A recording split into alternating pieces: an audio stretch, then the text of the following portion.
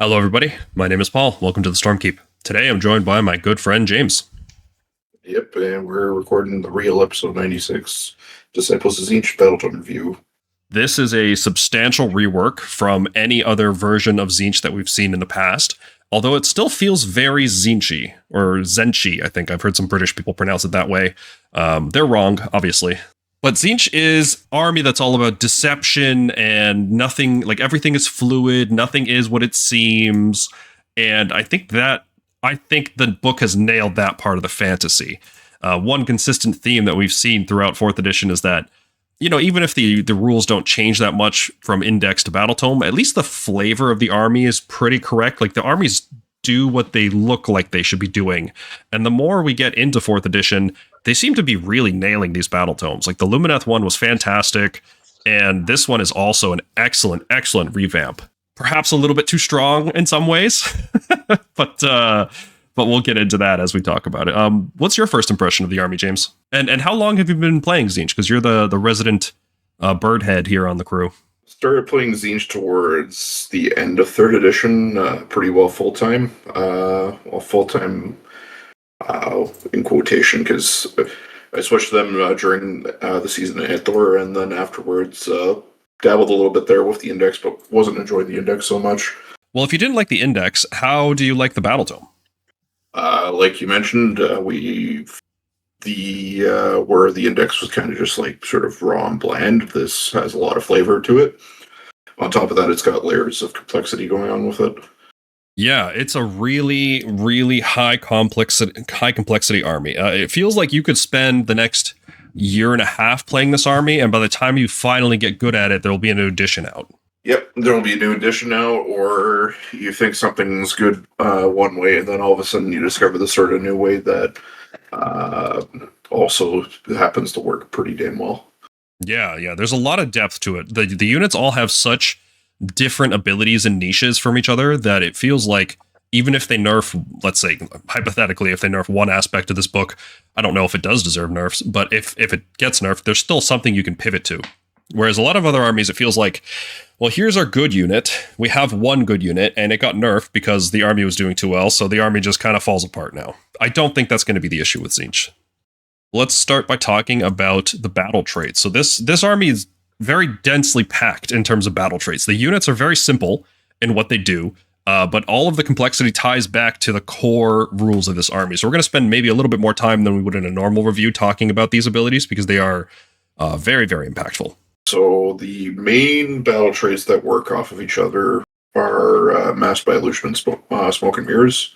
So Masked by Illusion is essentially a keyword for any unit that is put in reserve. The way we get our reserves is at the beginning of the game. So once deployment's done, we use the Masked by Illusion deployment phase ability, the Eldritch Illusions ability, and then we pick 3 units to set up in reserve.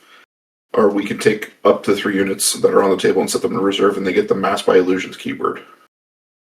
From there, we get to play with a different ability in both hero phases called Smoke and Mirrors.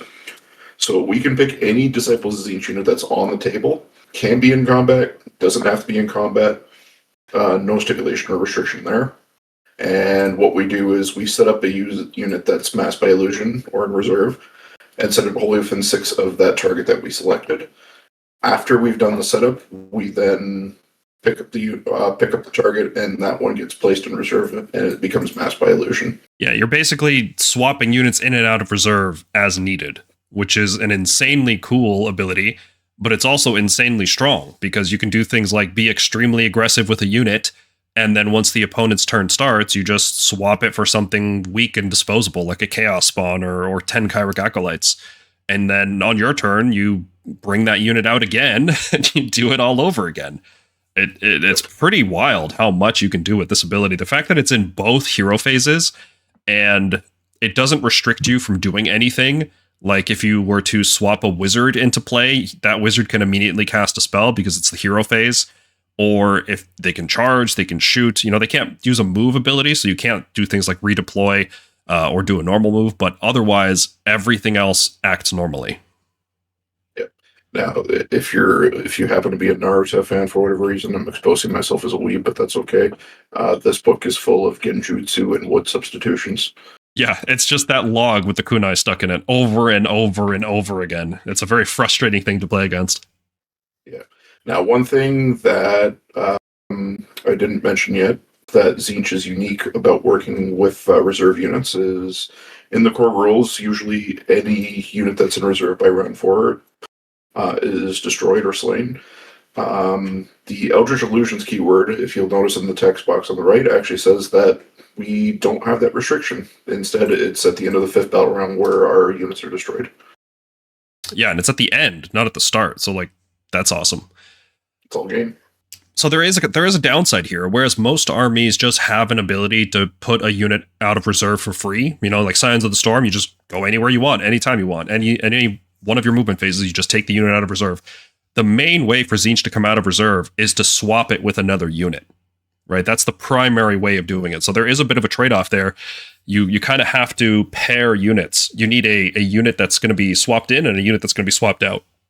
Yeah, and to think of it from the inverse, if you want to protect a unit, you need something in reserve. So if nothing's in reserve and you want to save a unit from a horrible fate, then tough luck. Yeah, you have to be very careful. You have to think pretty far ahead. No, like you never want to be caught in a situation where you don't have a unit that's in reserve that can swap for an important unit. It makes units like the disposable cheap units feel incredibly useful in this army. And we'll talk about the Chaos Spawn shortly. It's such an incredible unit now because it just brings itself back to life every time it dies. Yep. So this is cool. It's thematic. It's strong.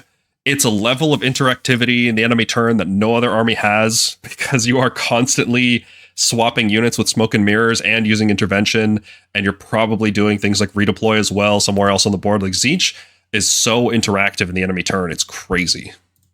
If you were yearning for the days of long hero phases for 3rd edition, well, they're back. Mm-hmm.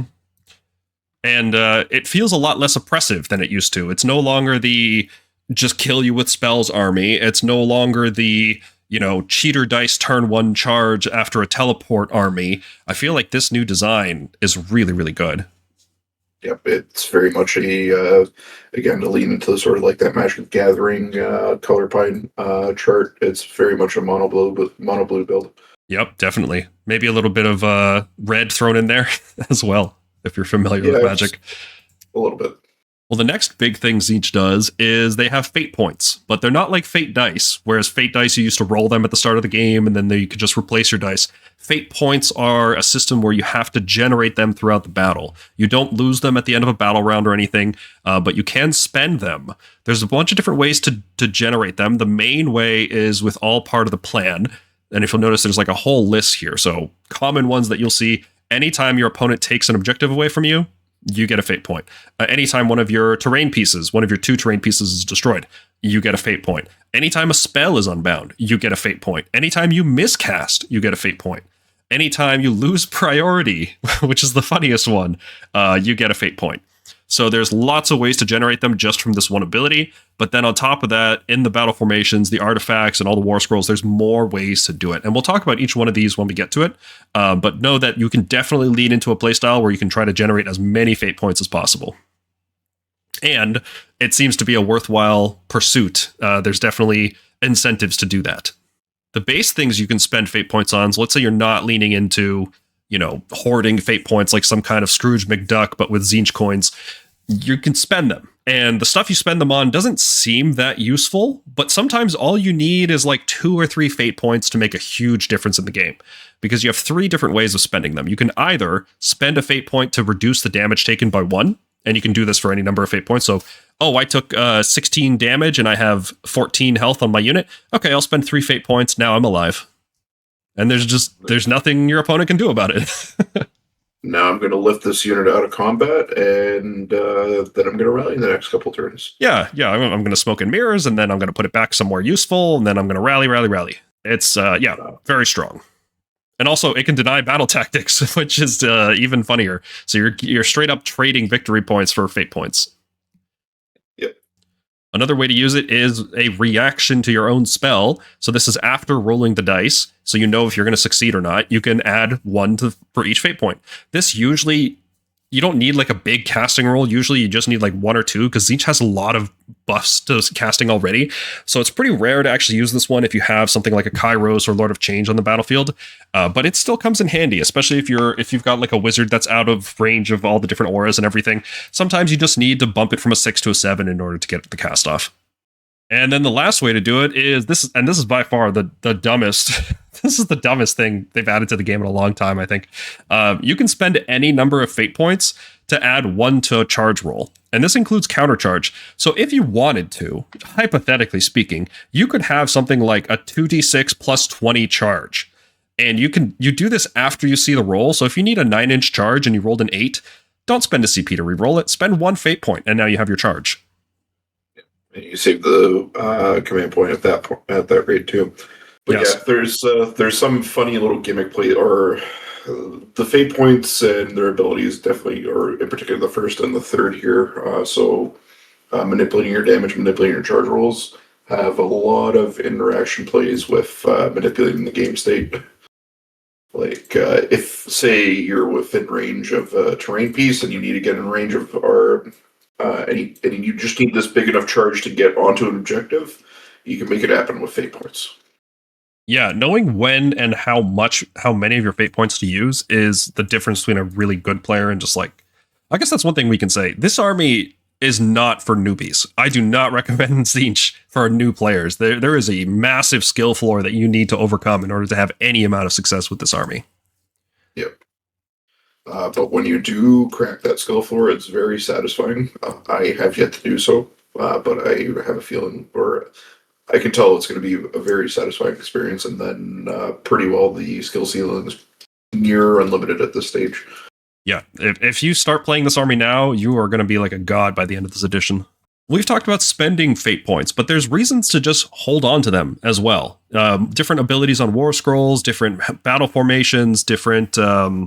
just all sorts of reasons. Now, I would say the main reason to just have as many fate points as possible is the spell Infernal Gateway. It deals damage based on how many fate points you have, and it scales really well. It's something like a 2-to-1 ratio, so for every 2 fate points, you do 1 damage on average. So if you have a pool of 20 fate dice, which is not, like if you're leaning into it, you can get 20 fate dice probably by round 3. That means your Infernal Gateway is doing, on average, 10 mortal wounds every time you cast it. Which, for an unlimited spell, to do an average of 10 mortal wounds is pretty nuts. Yeah. Now, the one key thing to point out in the Infernal Gateway text is that you have to spread it, or it is unlimited, but you do have to spread it across different targets if you want to cast the spell again. Yeah, and mortal wounds are an interesting thing because they're very accurate, but they're low volume. And mortal wounds have to reach what we usually call on the channel a critical mass, where they actually have to kill units, or like, for example, doing 5 damage to a 5 damage hero is very good, right? Because you've killed that unit. Doing 5 damage to a 20 health hero, not very useful. So when you can't just chain cast this spell into them, you have to actually follow up this damage to kill like real targets, but you can still use this to snipe heroes off left and right, which is really, really useful. And it'll be even more useful once we're out of this god-awful obscuring season that's preventing you from doing that. Yeah, and this is the splash of red we were talking about. Yeah. Another sort of nice little reason to pull your fate points or the Demotic Simulacrum.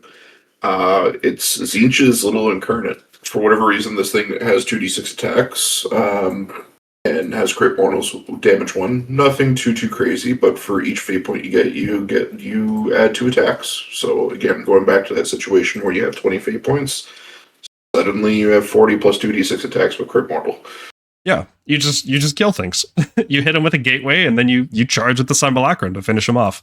One thing I really like doing with fate points is moving Kairic Acolytes. Now, if you guys were playing the game a few months ago when Git's chariots were completely out of control and they were moving like 12 inches in both players' turns through combat, this is a very similar ability, except Kairic Acolytes have no cap on how high they can go. They go a distance equal to your fate points. So you could move 20 inches in the enemy movement phase, just running across the board. It's pretty wild. That's a lot of utility for a 90-point screen unit. And then redeploy after. Yeah. Now, we'll talk specifically about that unit later, but just know that is the thing you can do. Fatemaster is a really cool new Warscroll. It's also the only new model. Well, no, they got spells too, but Argent Shards. But anyway, Fatemaster has this really powerful ability called Long in the Planning, which requires you to spend 2 fate points. So it's not about hoarding them, but you still want to use this ability as much as possible. So you want to generate as much as possible. And how this ability works is you pick a unit, and then when your opponent charges within 3 inches of that unit, you just take that unit and you put it in reserve. It's gone. So if you want to Smoke and Mirrors one unit, get it out of the way, and then Long in the Planning another unit, you've pretty much negated your opponent's turn at that point. And then if they take an objective from you, they're giving you back those fate points that you spent. And the last thing you get just from playing Tzeentch are the Argent Shards. Now, these are huge terrain pieces. They're on 80 mil bases, the same size as Celestin Prime, and they're taller than Celestin Prime as well. So imagine 2 of those just anywhere you want on the battlefield. Tell us all about these shards, man, because I couldn't believe these rules when we saw them. Yeah, so when you're setting up your terrain, you set up 1 shard. Then afterwards, in the deployment phase, once everything's been deployed, you get to use the deployment phase ability to set up another shard, wholly within 12 of the first, wholly within your territory. Same restrictions as most terrain, you can't set up within an inch of it. Main utility of the Argent Shards are that it's pretty much an unlimited range spell portal. You don't have to have a wizard near it or near one node to cast through the other node. You just pick a wizard, and once per hero phase, they can cast through it or cast through either one of the nodes. So that's the hero phase ability. In the movement phase, you can pick one of the shards, and you can either move or set it up anywhere on the table outside 9 inches of enemy units. More than 1 inch from terrain and 3 inches from objectives. Cool. So in the movement phase, you pick one of these shards up. Or you can pick the shard, or pick one of the shards to either set up again on the table outside 9 inches of enemy units, outside 1 inch of other terrain pieces, and outside 3 of objectives. So just not on an objective map. And if you only have 1 shard on the table, no roll or anything, you just set up another shard wholly from 12 of the other shard that's on the table. So you can basically use this thing to be this baiting piece for your opponent to. If you want to be aggressive with 1 piece and hold 1 piece back, you can bait your opponent to go in for it and take it off the table for you, or you can use it to threaten them from range as need be. It basically forces your opponent to make a decision on the go. Yeah, I like that the writers team was like, you know what? We can't design this army without the spell portal. Let's just give them the spell portal. That's their faction terrain. Yep. But it's so much more than that. It's so it looked so busted, but when you start playing with it, you realize it is meticulously well balanced, and I'm very impressed with how well balanced this piece of terrain is. There's a lot of limiting factors. At first, we thought there were just no downsides at all, and it was like, whatever, just take it. But it is fragile, which is a big deal. The fact that it's so easy to kill means like 5 Vigilors shooting at it will kill it reliably. You don't have to dedicate a hammer unit. A screen unit will usually kill one of these things. Now, you are going to generate fate points when your opponent kills your shards, so like it might be a good thing that they're fragile. But it does restrict where you can be casting spells the following turn, because they don't revive until the movement phase, which is after you do your casting. So and then you have to spend a turn to move it thereafter. Yeah, and because you generally don't want to spend. You don't want to be with only 1 shard for too long, right? Like if you just have the 1 shard and you teleport it somewhere, it can be killed, and that's not good. And once both are dead, they're not coming back. So you always want to be in a position where if there's only one, you're reviving the other one, usually. And the other big weakness that people could take advantage of is it's a terrain feature with no movement characteristic, which means enemy units can set up in combat with it directly. And that kind of forces you as the Tzeentch player, unless you want them to use it to charge you, you have to teleport it away. And that seems to be like the best counter to this thing is threatening it as a charge bridge, because if they charge and use that as distance, they're going to get into something much more important, which forces you to teleport it away. But when you're teleporting it away, it's not dying, which means you're not getting that fate point. So it's the worst situation you could be in. But overall, really cool, fantastic model. I love this like magic swirl around it, and then on the inside it's sinewy and it looks like it's made of living tissue inside of this obelisk. It's such a freaky and cool model. Yep, this is the Tzeentch I want. Yeah, I really want them to lean heavily into this kind of design. I was really hoping we'd get new demons that were following this, because this kind of looks like that Underworld's warband we saw in the last edition, right? Yeah, Ephlem's Pandemonium or whatever it was. Yeah, they really should not have canceled that model. They should have kept it in the book. What a cool model that was. All right, so we've talked all about the battle traits. We talked about how Tzeentch can swap units in and out of reserve. We've talked about the fate point system. We've talked about the Argent Shards. Let's start talking about the units, because this is how you're actually going to play the game. As much as all that stuff is useful, you can't do anything if you don't have any units. If you're new to the Stormkeep, we use a ranking system that puts units from S tier all the way down to F tier. Unlike other places, we consider S tier to be perhaps too powerful. Like, this unit is so good, it could even be considered a problem, in the sense that other units just start to look, not fit for purpose, because why would you ever not use this unit instead? It's not the case that the unit's overpowered. It's just for internal balance reasons, maybe it's not good for it to be as strong as it is. So an example of an S tier unit would be something like the Knight Relictor in Stormcast, which is a priest, which is a very useful thing to have in that army. And he also has an incredibly useful and unique ability to reduce enemy ward rolls.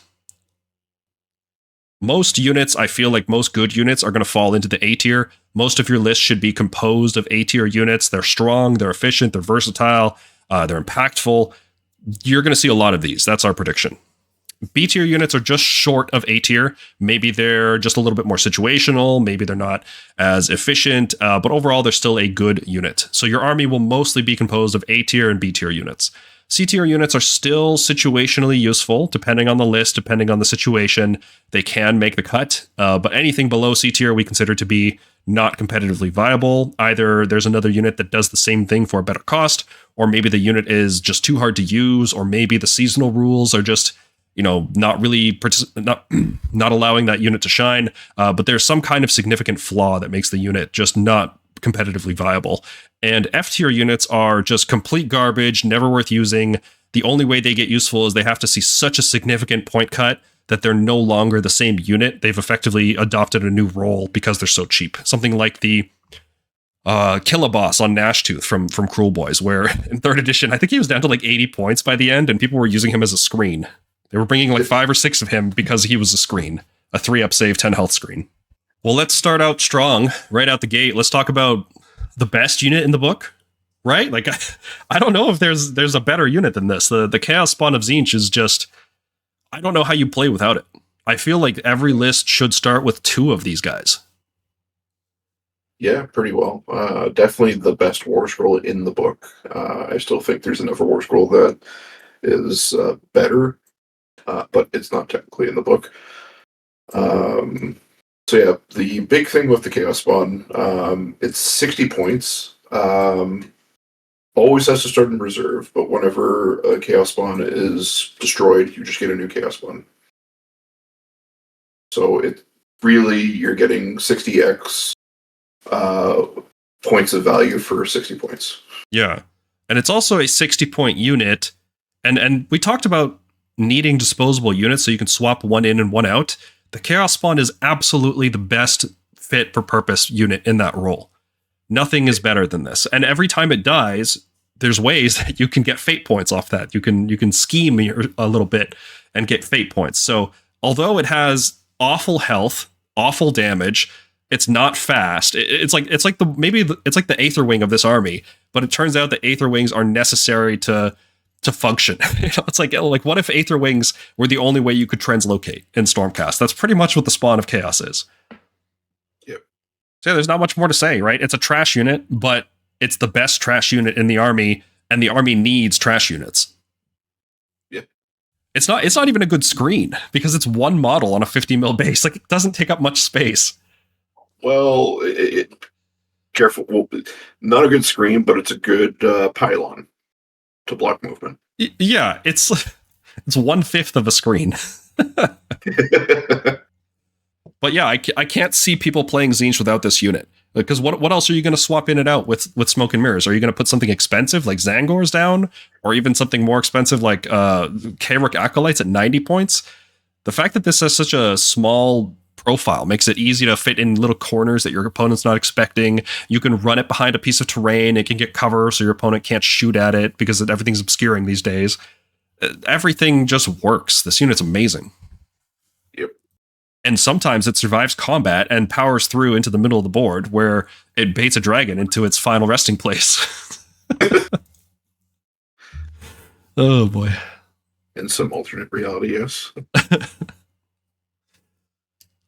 All right, let's look at another screening type unit, another chaff type unit, the Jade Obelisk. Now, these guys were a Warcry warband, but rest in peace that game, I guess, right?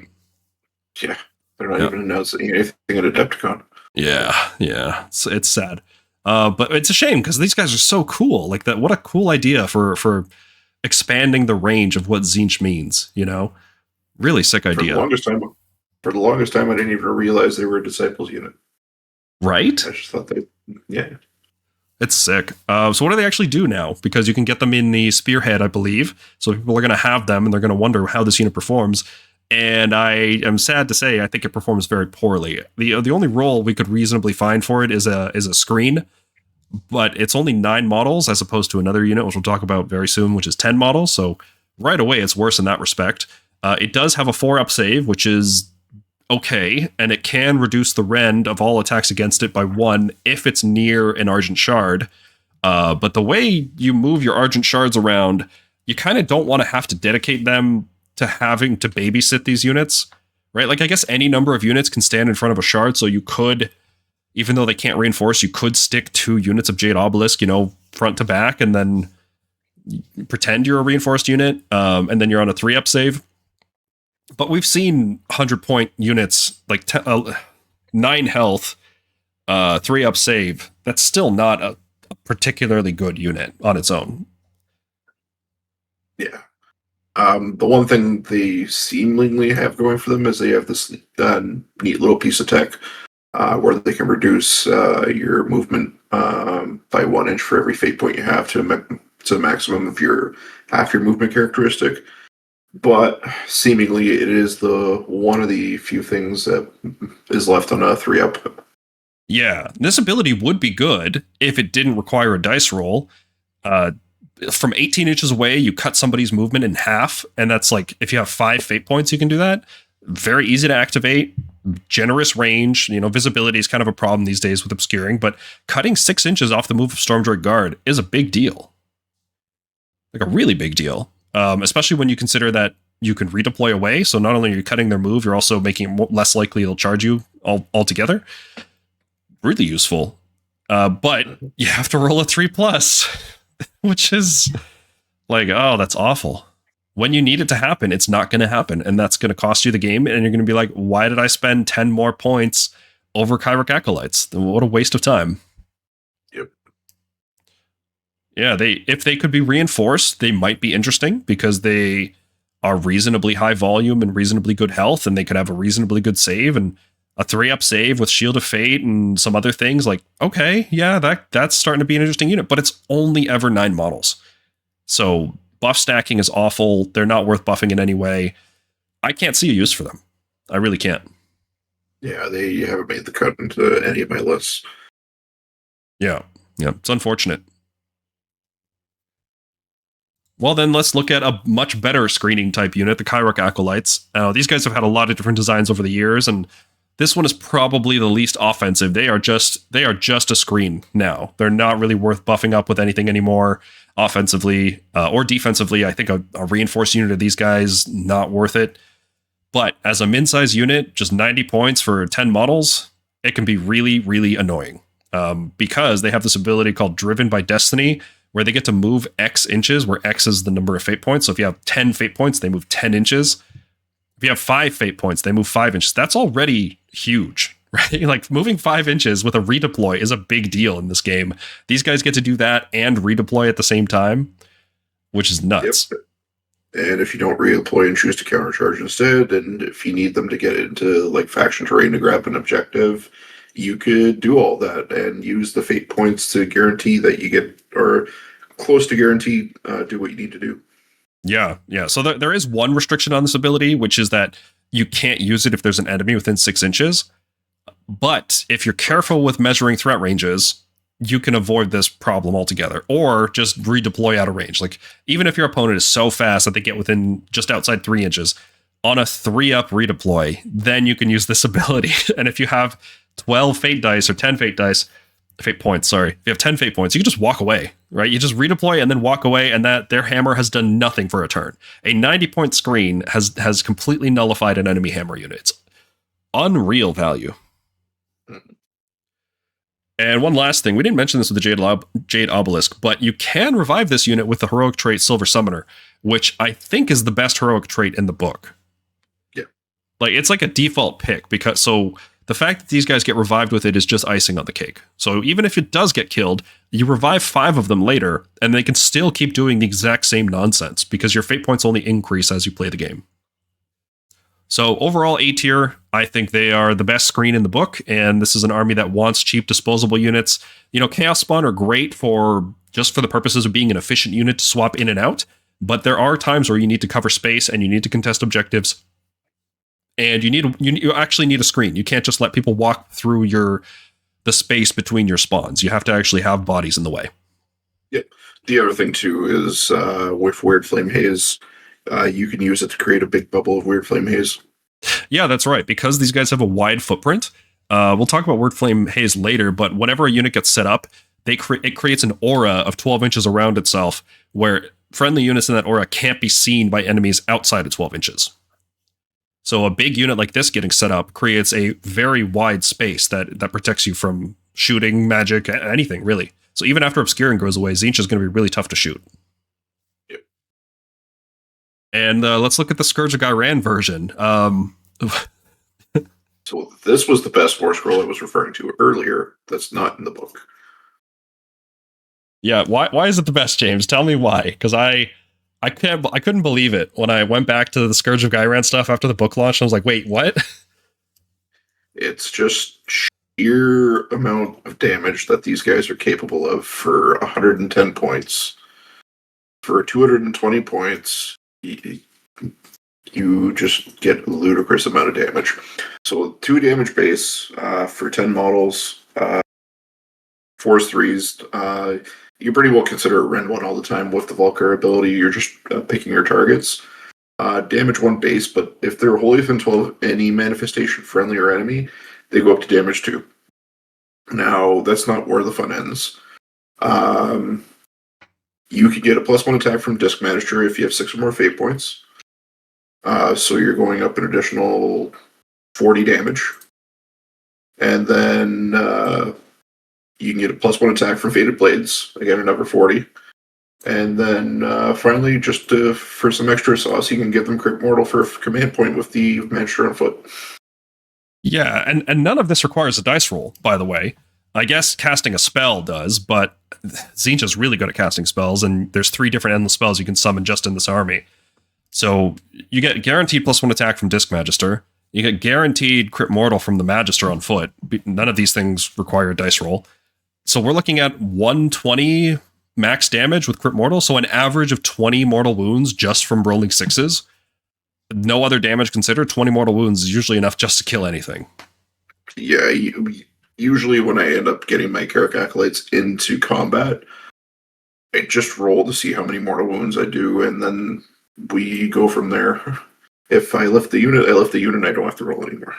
Yeah, and if you're facing something that turns off weapon abilities, which is getting pretty common these days, you can still debuff enemies like crazy in this army. There's multiple ways to give -1 save. They become Rend 1 on their own. You can get them on 3s and 3s easily with all out attack. So you can still have a high volume, reasonably accurate unit with like Rend 2 or effectively Rend 3. Yeah, and that's the nice thing too, is that the weapon abilities don't reduce the amount of damage they have. So the +1 damage they get is just a change of characteristic altogether. Yeah. Now, it's so unfortunate this unit won't be legal in a few months. But for the time being, if you've got Kairic Acolytes, I would definitely use them with this War Scroll. This is bonkers level damage. This is like 2nd edition Witch Elf damage. It's so absurd. Yep. And when it gets revived with Silver Summoner, 10 models is still potentially doing 60 max. That's still worth buffing with crit mortals. Like, you're still doing an average of 10 mortal wounds on that roll. Yep. Crazy unit. Well, let's talk about those 2 heroes that we just mentioned, the Magister and the Disc Magister. First up is the Foot Magister. He's 140 points to cast 1 spell. And we'll talk about Spellmaster in a bit, but the main thing this guy does is he gives you crit mortals. He gives an Arcanite unit crit mortals. This is very, very good in this army because it's not... The rend values are not very good. So getting crit mortals on your Tzaangors or your Tzaangor Enlightened or your Acolytes, very important buff. So that right away makes this guy at least A tier, right? Like, all those units are good. This guy's buffing them, so he's probably good. But what puts him over the top is this really cool and flavorful ability called Spellmaster, which is a reaction to your own spell casting, which can be used to unbind your spell. And remember, whenever a spell is unbound, a Tzeentch spell is unbound, you get a fate point. So effectively, you just start casting any spell you can, hoping you roll low, and then unbinding it. And then getting a fate point, which is awesome. There's a lot of jankiness with this ability, like, you can unbind a spell even if you didn't succeed the cast, right? Like, let's say you're trying to cast a spell that requires a 7 and you rolled a 5, you can still use Spellmaster to unbind that spell and get a fate point. Even if your opponent already unbound the spell, you can use Spellmaster and unbind it. It won't do anything, but you can, right? Because let's say your opponent tried to unbind and failed, and then you could still unbind it yourself and get the fate point. And even if you miscast, like if another wizard miscasts, you can react to that with Spellmaster, unbind the ability, and then get 2 fate points in that situation, because that's 2 different criteria on all part of the plan. Yep. Now, whether or not this will survive the next round of FAQ, we don't know, but it is rules as written right now. I think it's cool as heck. There's so many like little flavor hooks in this book, and this is my favorite one by far. That Tzeentch is so good at manipulating magic that it wants to cancel its own magic. You stab yourself in the back. There's nothing more Tzeentchian about it. All part of the plan. What else is good about this guy? Well, he's one of the few rare wizards in the game that doesn't have to go into his own regiment, which makes sense, because if Tzeentch couldn't take wizards as subcommanders, this whole book would fall apart. Having a limit of only 5 heroes would just be way too bad for this army. So good. That's a very good thing that he doesn't have to go into a regiment by himself. And we mentioned Silver Summoner reviving Acolytes and Jade Obelisk. It can also revive the heroes for some reason. I don't know if that will survive a round of FAQ. Hopefully this video comes out before any kind of FAQ that changes that. But we are reviewing this book under the assumption that it is intentional, that you can revive heroes, Arcanite heroes, with the Silver Summoner heroic trait. And when this guy comes back to life, he can be in the position you need him to be in order to give the crit mortals right away. So very strong. At any point, you can sacrifice him for fate points with a bunch of other abilities. Very strong effect. I love it. I'm pretty close to giving this Warscroll an S tier. I think once the soggy Acolytes are gone, this guy might jump up to S tier. We'll see. Yeah, I definitely think the Tzaangors needed a lot more than, well, it's not true. The Acolytes really like them too, but the Tzaangors will definitely, it's almost necessary to have them. Yeah, Tzaangors are just so much more expensive. Soggy Acolytes are way too cheap at 110. And they can afford to bring this guy, the Disc, the Fatemaster, the Curseling. Like, you can just bring as many wizards as you want with the Acolytes. That's part of what makes them so good. Yep. A Magister on Disc. So what's this freaky guy doing? He found like a cool demon disc to ride around on. That's pretty sick. Yeah, he's got all the same fun stuff about the Magister, being able to unbind your own spells to generate fate points, but instead of mortal wounds, he gives you +1 attack for Arcanite units all the way from 12 if you have 6 or more fate points. Yeah, just a +1 attack aura. Cool. What a cool wizard. I wish we had useful wizards. Wouldn't that be something in Stormcast? Yeah, he's also a 14-inch flying move, which is very good, because sometimes you just need to get somewhere, take an objective. Sometimes you just need to sacrifice a hero, and he's able to do that for a fate point. Yeah, like he can just do that. Now, being able to choose when he dies is good, but being a fly unit and a cavalry unit means he can't benefit from guarded hero or obscuring, so your opponent could just pick him off in an inopportune time, which is unfortunate. And unlike the Foot Magister, he has to be taken in his own regiment, so he's a little bit less efficient in a bunch of ways. But I think every list is pretty much going to have this guy. I'm pretty close to giving him an S. I just kind of want to see where all the demon stuff shakes out after they get rid of Tzaangor Acolytes. But yeah, if you're using Acolytes or Tzaangor Enlightened, you're going to use this guy, and all those units are very good, so this guy is very good. Then let's talk about Tzaangors. They've had one identity throughout all of Age of Sigmar, and that's just being a big horde that does surprisingly high damage. I'm always shocked that they chose the niche of giving these guys a lot of damage output, but it works. It makes sense. I mean, it's the one sort of like unit that has the martial prowess design in Tzeentch. So there's that. But yeah, these guys are definitely, once Scourge of Ghyran goes away, expect to see a lot of Tzaangors if you're not seeing a lot of Tzaangors now. Whereas Acolytes go up to 4 attacks, these guys will go up to 5 attacks each with crit 2 hits base. And they can benefit from crit mortal as well from the Magister foot, like we've mentioned. Yeah, now you won't get crit 2 hits and crit mortals at the same time. You have to pick which one you want. But that's probably fine, because these guys start with Rend 1, so you don't have to rely on that like Volchark, which is situational. Like if an enemy's obscured, you don't get the Rend with the Tzaangor Acolytes. But like these guys are so much more expensive. 170 points instead of 110. I would always rather have Tzaangor Acolytes. No, these guys also, they don't scale as well. They do get to 5 attacks, but they're only 1 damage each, whereas the Acolytes would be 4 attacks at 2 damage apiece. But there's such a thing as overkill, right? How much damage do you really need? Yeah. They do have more health going for them for a 20-unit squad. And the save's the same too, so there's that.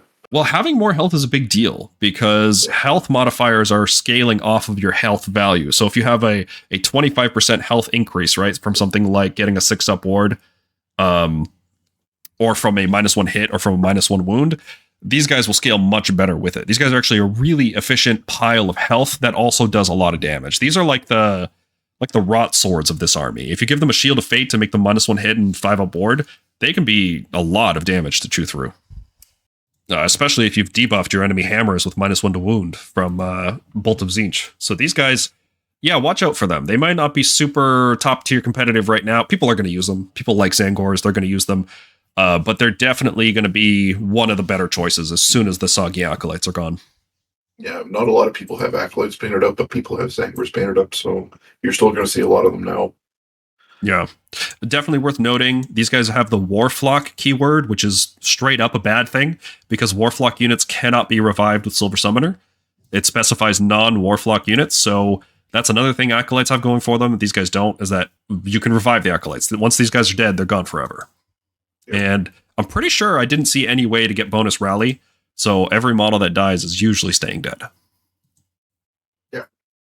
They're also quite weak to effects that disable weapon abilities, because these guys are relying on that crit 2 hits and crit mortal from the Magister. So it's pretty devastating if they shut off weapon abilities, or if they have -1 hit and -1 wound, these guys really suffer. They do get +1 to wound while they're wholly in enemy territory, but especially this season, that's not going to happen very often, because the battle plans just don't support it. So yeah, A tier. Once the Tzaangor Acolytes are gone, these guys will probably jump up to S. Tzaangor Enlightened, formerly Tzaangor Enlightened on disc. They are the 1 of 2 cavalry units. This one's a hammer unit in this case. But they have pretty good damage numbers. Pretty good. So these guys are frickin' fulminators from last edition. Good lord. Yeah, absolutely. Just not nearly as durable for sure, being in Tzeentch. So a single unit of them will have 48 max damage. They'll get +10 damage on the charge from charge +1 damage, and they have access to either crit 2 hits or an extra point of rend. And when you reinforce them, you're getting an impressive 93 max damage. 93 max with no buffs. That's just what this unit... And there's crit 2 hits on top of that. Yep. Like, what the hell? Yep. So, Again, another great pick for buffs from the Magisters for Crit Mordor +1 attack, and you get the Faded Blades +1 attack off them as well. Nice thing is these guys are fast, so you can move up the board pretty well and then charge into something, clear it, and then Smoke and Mirrors up into safety to drop a spawner, whatever you want your opponent to sort of deal with at the given time. These guys are so nuts. And this army especially, where you can...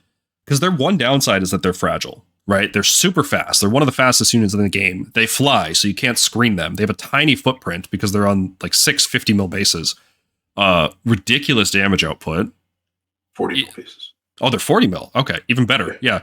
So these guys are basically flying grand hammers, like 14-inch flying grand hammers, that automatically guaranteed no dice recycle and turn into a chaos spawn, which, by the way, the chaos spawn, when it dies, just goes back in reserve, so you can do it again. Yep. You don't even need these buffs. Like, good lord, they're so good. Yeah, the one thing that will trip people up when you're list building is maybe you want a second set of these. You don't need a second set of these. For everything that we mentioned just now, you pretty well can just play the game with the one unit. And if you're playing properly, your opponent's never going to get into them.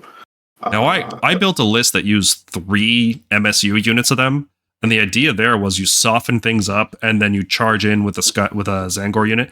But as I started thinking it through, I'm like, why don't I just Smoke and Mirrors a reinforce unit? Like, why am I combining damage together in such an intricate way, instead of just going balls deep into the enemy with a glass cannon that just disappears from the board as soon as I'm done using it? Because you're thinking too much like I'm thinking too much like Stormcast, man. This is such a brainless unit in a good way. Like, oh my god. The only other downside I'll say for them is that they are a little expensive, like 200 points per 3 models. But again, for all the benefits you get, or for all the pros, it's probably worth it. It's just hard to fit more than 6 in the list. They're such a big threat, and I think people are sleeping on them. They don't realize just how much damage they can do.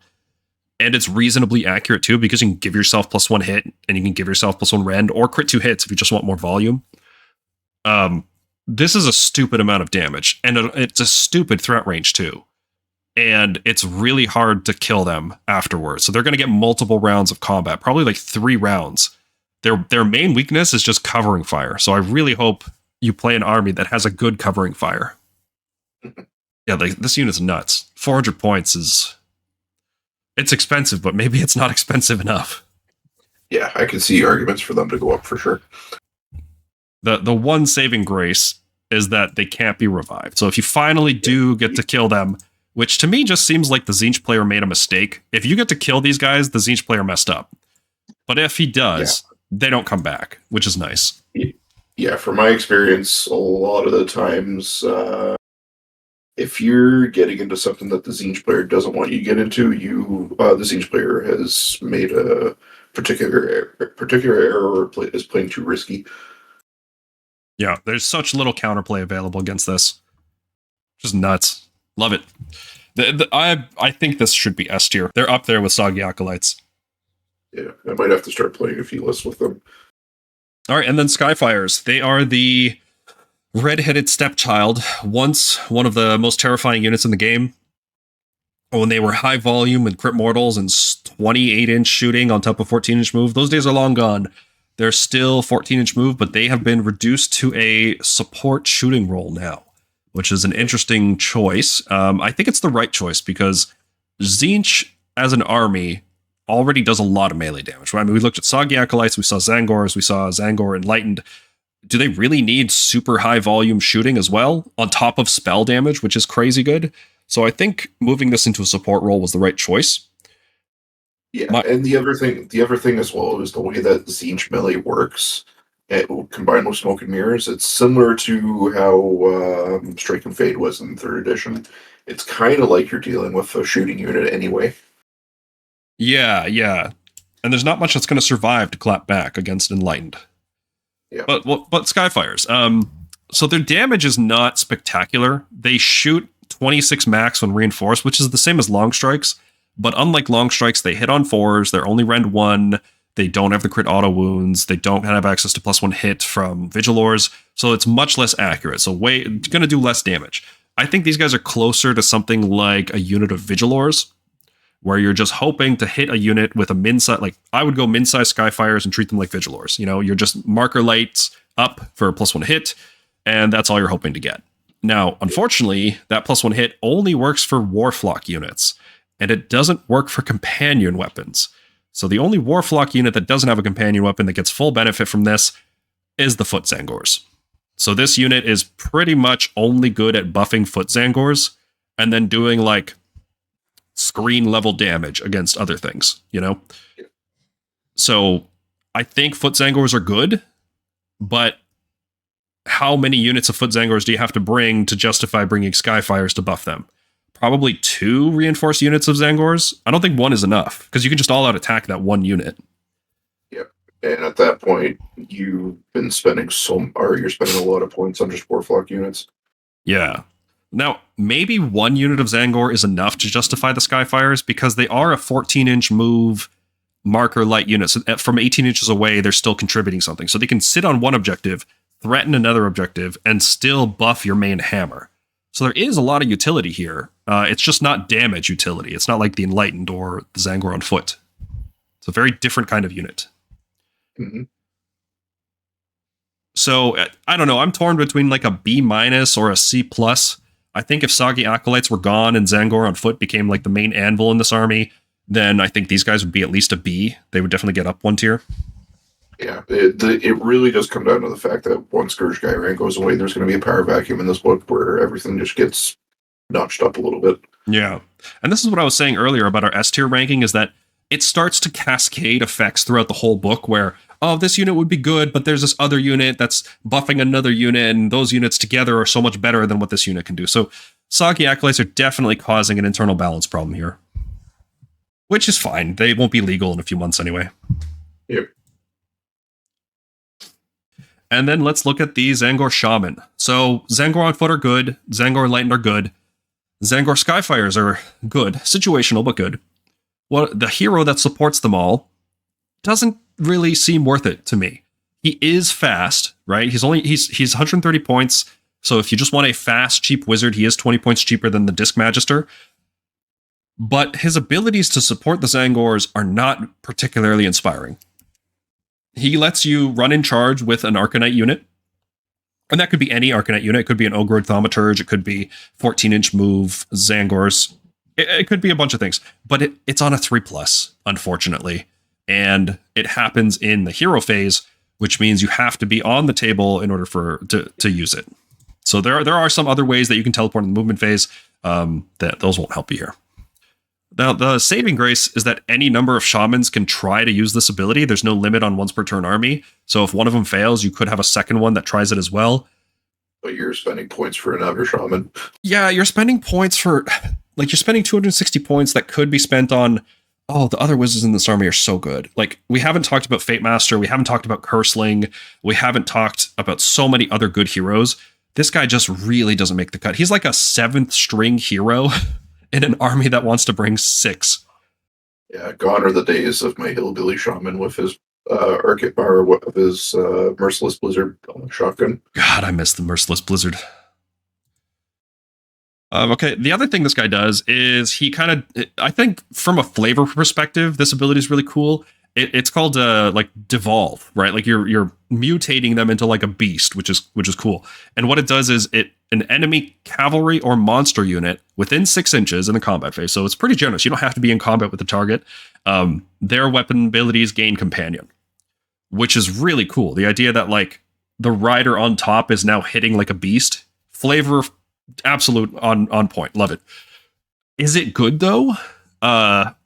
Most people that are using monsters and cavalry, those units already have companion weapons, right? Like almost always. Like there's very few monsters that don't have companion, and almost all cavalry has companion. So people are using those units and assuming they're not going to get full value from buffs anyway. And I'm just thinking about like in a Stormcast example, like we wouldn't pair Stormdrake with Vigilors, right? So if I'm missing out on the Stormdrakes not getting +1 hit from Vigilors, like that wouldn't be a scenario I would be engaging in anyway. So how useful is it? people can still get all-out attack and get +1 hit that way. What buffs are you really negating with this ability? And then there's other scenarios, like if you're playing against Flesh Eater Course, they get bonuses to companion weapons. You could actually be making them stronger if you do that. So it's really hard to evaluate how useful this ability is.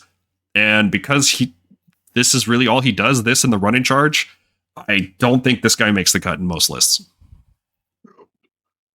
Now, that is like the running charge is good. Going a guaranteed 20 inches with your Enlightened before they get to charge is very good. That's a huge increase to their threat range, right?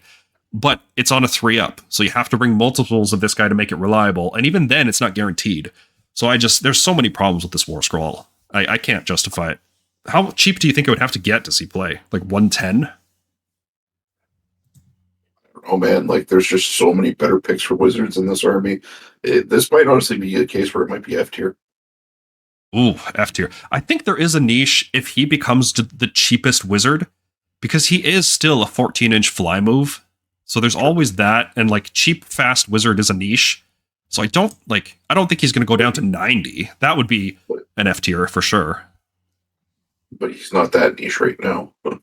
This is the thing. Well, if he's 110, you could bring 2 of him, right? Because like Enlightened don't need crit mortals from the Magister.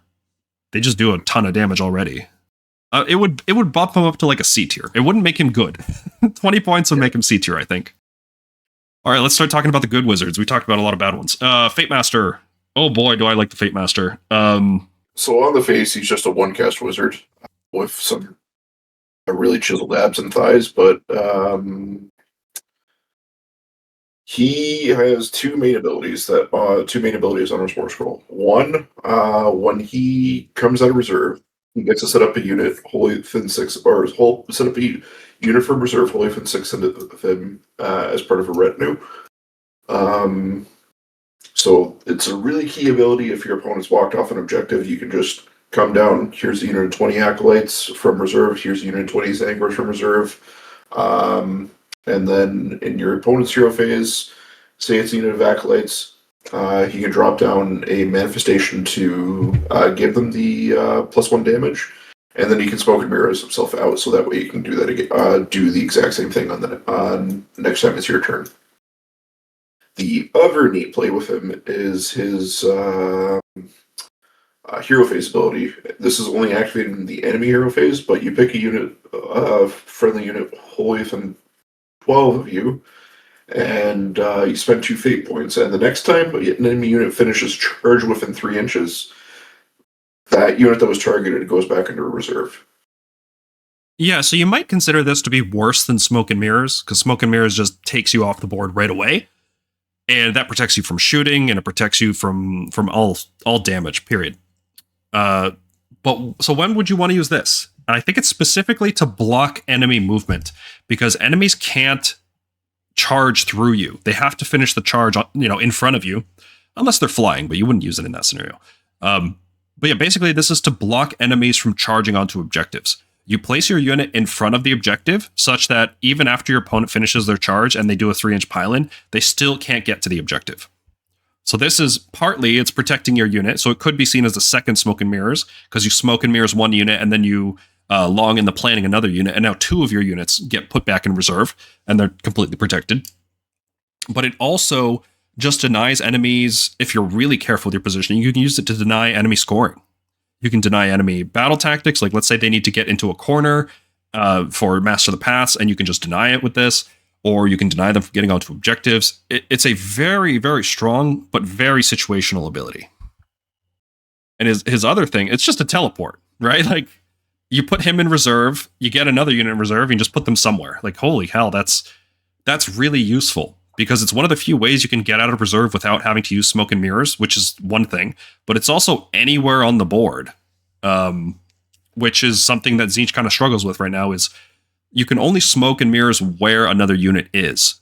It's not like you have a global range reserve drop like Stormcast do. But with this guy, you basically have that. And he can be revived with Silver Summoner. Usually he's my pick for Silver Summoner, though. Yeah, because you want to keep putting him in reserve. Yeah. But yeah, it is worth mentioning that you can revive him. He's amazing. I don't like the difference playing Tzeentch with a global teleport and playing Tzeentch without. It's like night and day. Like, I think this guy is core to the army. I think he earns his S tier. Yep. Even if you never get value from long in the planning, like let's say you just look at his reserve teleport ability, I think that's good enough to justify 150 points in every list. Especially because he's not taking up his own regiment. He's going into Kairos' regiment or the Magister on Discs regiment. Yep. And he could just do that the whole game too, because like say your opponent's lifted 2 units of acolytes and you've recurred 1 each round, you could put them in reserve, and you could just keep dropping those acolytes around. Like, yeah, the pressure this puts on board control is enormous. If you're facing a fast army, they have to keep units back because you can just get their back objectives anytime you want. And if you're facing a slow army, you can completely outmaneuver them. Fantastic all around. Like, I don't think we've sold it well enough. Like, you have to play it to understand just how important it is to have this guy in your list. All right, let's look at the Curseling, Eye of Tzeentch. What really stands out to me, even at, like, not even looking at the abilities, he's a wizard 2 for 150 points. Like, what? Why is that allowed? I thought we were done with that. But then he can also be taken in regiments as a Kabbalist? Okay, cool. He's extremely efficient right off the bat. So what does he actually do besides that? Well, in the combat phase, he gets to cast a spell if he's in combat. Any non-summon spell. So it could be Fold Reality. It could be Word Flame Haze to prevent people from seeing you. It could be Shield of Fate. It could be Infernal Gateway with 20 Fate dice backed up. Yeah, there's a lot of potential jank you can do with this guy. It's like magical intervention, but it works in every combat phase. So it's like super magical intervention. I freaking love it.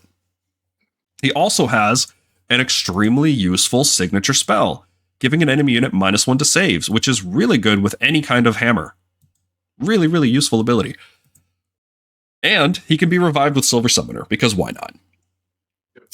Pretty close to S tier, this guy as well. I feel like it's going to be hard. The only problem I have with him is that the inbuilt limitations on Infernal Gateway and Bolt of Tzeentch prevent you from picking the same unit multiple times in the same turn with those spells. So you can't, for example, Gateway and then charge in and Gateway the same target. You have to pick different targets each time. And that's really the only thing keeping him out of S tier for me. Yeah.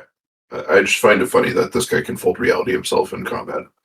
Yeah, so you pick a unit Holy 12 with the caster, and then you set up a unit Holy 12 with the caster, and if there's no caster on the table, you can't do the second clause. Yeah, that's right. So he can just like blink out of combat. Like, oh, you charged me? See ya. Peace. Yep. Yeah. That's reality is so like, good. It's if you think about it, it's like a hillbilly Fatemaster then. Yeah. It's awesome. I think it's so cool. There's so many cool abilities in this book. They really put a lot of thought into it. Yeah, I should mention when we're saying this stuff, a lot of the stuff we're honestly just coming up with it as we go. Because like these are kind of the interactions that you think about when you're looking through this book and these rules. Yeah, we've had a few weeks to sit on it. We're still coming up with new stuff. All right, let's look at the Ogroid Thaumaturges. They're multiple because there's a Scourge of Ghyran version. They're 130 points for their stats. They're pretty good for 130. Most heroes in the game do not get stats this good, right? They don't get the 8 health. They don't get reasonably good melee damage. Like this guy could do 18 in combat on wounding on 2s, which is okay. He's a Kabbalist, so he doesn't take up his own regiment. Like he's an efficient unit. If you want a wizard 1, you have a lot of choices in this army, and he's one of the cheaper ones at 130. So what does he do on top of that? Well, if an enemy casts a spell within 30 inches, he gets to move 6 inches, which is like fine, I guess. Like that's okay. The problem with this is the timing. If you're trying to do this in the enemy turn, what you would like to do is smoke and mirrors outside of 3 inches, and then use this reaction to move into combat so you can lock stuff down. Like that would be the ideal play. But that doesn't work because smoke and mirrors happens after the enemies are done using their spells. So this has to happen first, and then you get to smoke and mirrors, which is not Not ideal. So it's difficult to set up that combo. And even if you do set up that combo, he won't get his charge damage. So then he's only doing 12 max with Rend 1, hitting on 4s. Yeah, not very scary. His other ability is all flavor and no crunch, unfortunately. He has to do damage to a wizard or priest. That wizard or priest has to be destroyed by him or somebody else. Then he gets to full heal and get +1 power for the rest of the game. So your reward for all this effort, you could have just brought a Curseling for 150 points and been a wizard 2 all along. Exactly.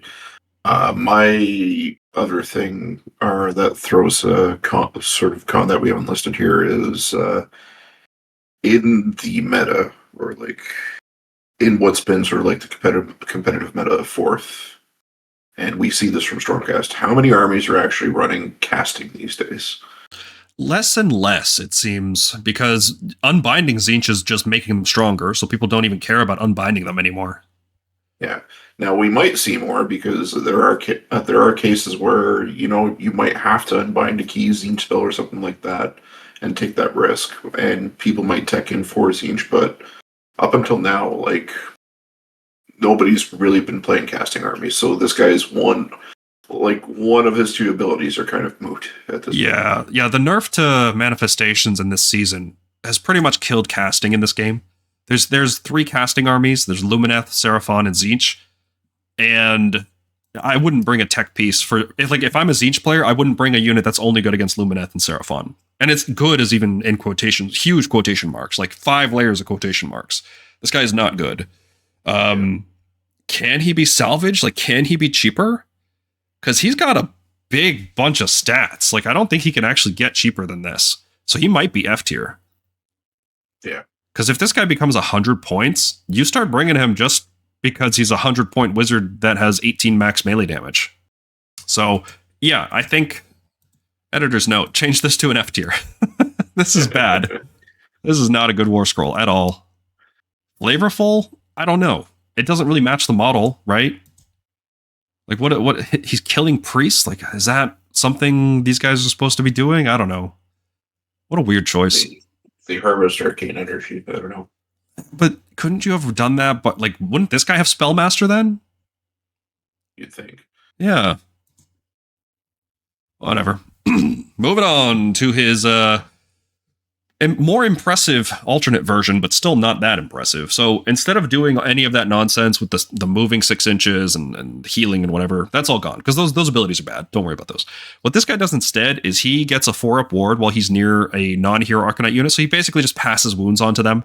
Instead of him taking the damage, a nearby unit takes damage. So, okay, he's tougher. I don't know if it's useful for him to be tougher, but his other ability is Light of Eltharion Jr., where in the charge phase... No.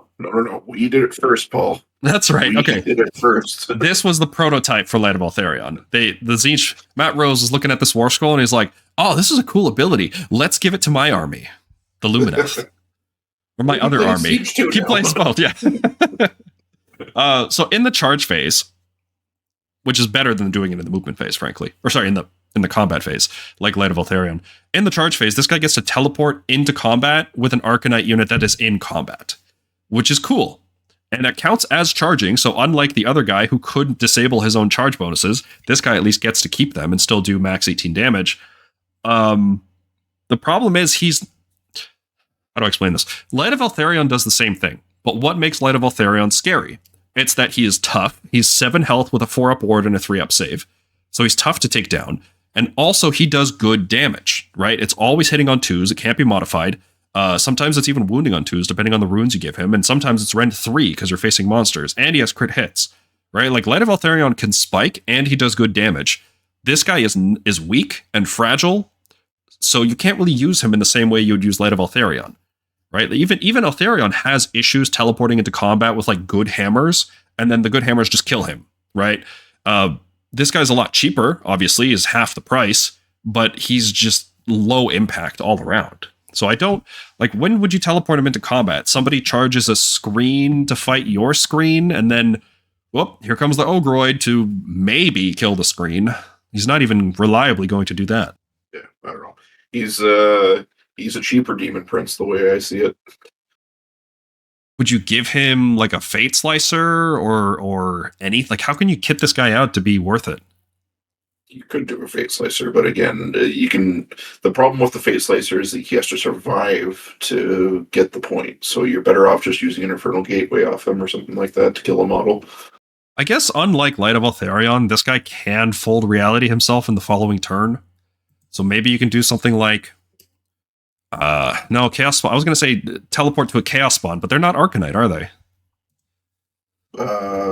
Nope. No. Man, that's really situational. I feel like C tier is generous, but like I wanted to make a clear distinction between this and the other one. I kind of wish the other one would go away and this one became permanent, because at least this one's interesting. Yeah. But yeah, like borderline playable, probably not. And now let's talk about the demons. So we'll start out looking at screening type demon, like we started looking at the screaming type Arcanite units. First up are the Screamers of Tzeentch, and they really are not an impressive unit, are they? Their health is bad, their damage is bad, their save is bad. They only have a 6-up ward instead of a 5-up like the greater demons. They're chaff through and through, right? You can try to make them work because they are a surprisingly high volume attacker. If you reinforce them, they go up to 36 max, but it's on force 4s. It's just really bad. There's no way to buff the wound values, I'm pretty sure, and it's not worth using all-out attack on these guys. So they're just a screen. That's it. They're a screen and a delivery mechanism for smoke and mirrors. Yeah. Screens in this army are more useful than other armies, right? Because just having a unit that moves 14 inches up the board, usually 20 because you would run 6 of them, and then swaps for another smoke and mirrors unit in the opponent's turn or on your next turn, like if you get a double turn or something, like they're a useful unit because they're basically a chaos spawn but fast. They don't replace themselves. I guess you could use a Lord of Change to replace them. They do have this cool ability where they roll 3 dice and both charge phases, and they get to charge into any manifestation. So your opponent basically just won't cast manifestations because you're giving the Screamers a free countercharge, and all that movement is going to really do wonky things to you. What more is there to say?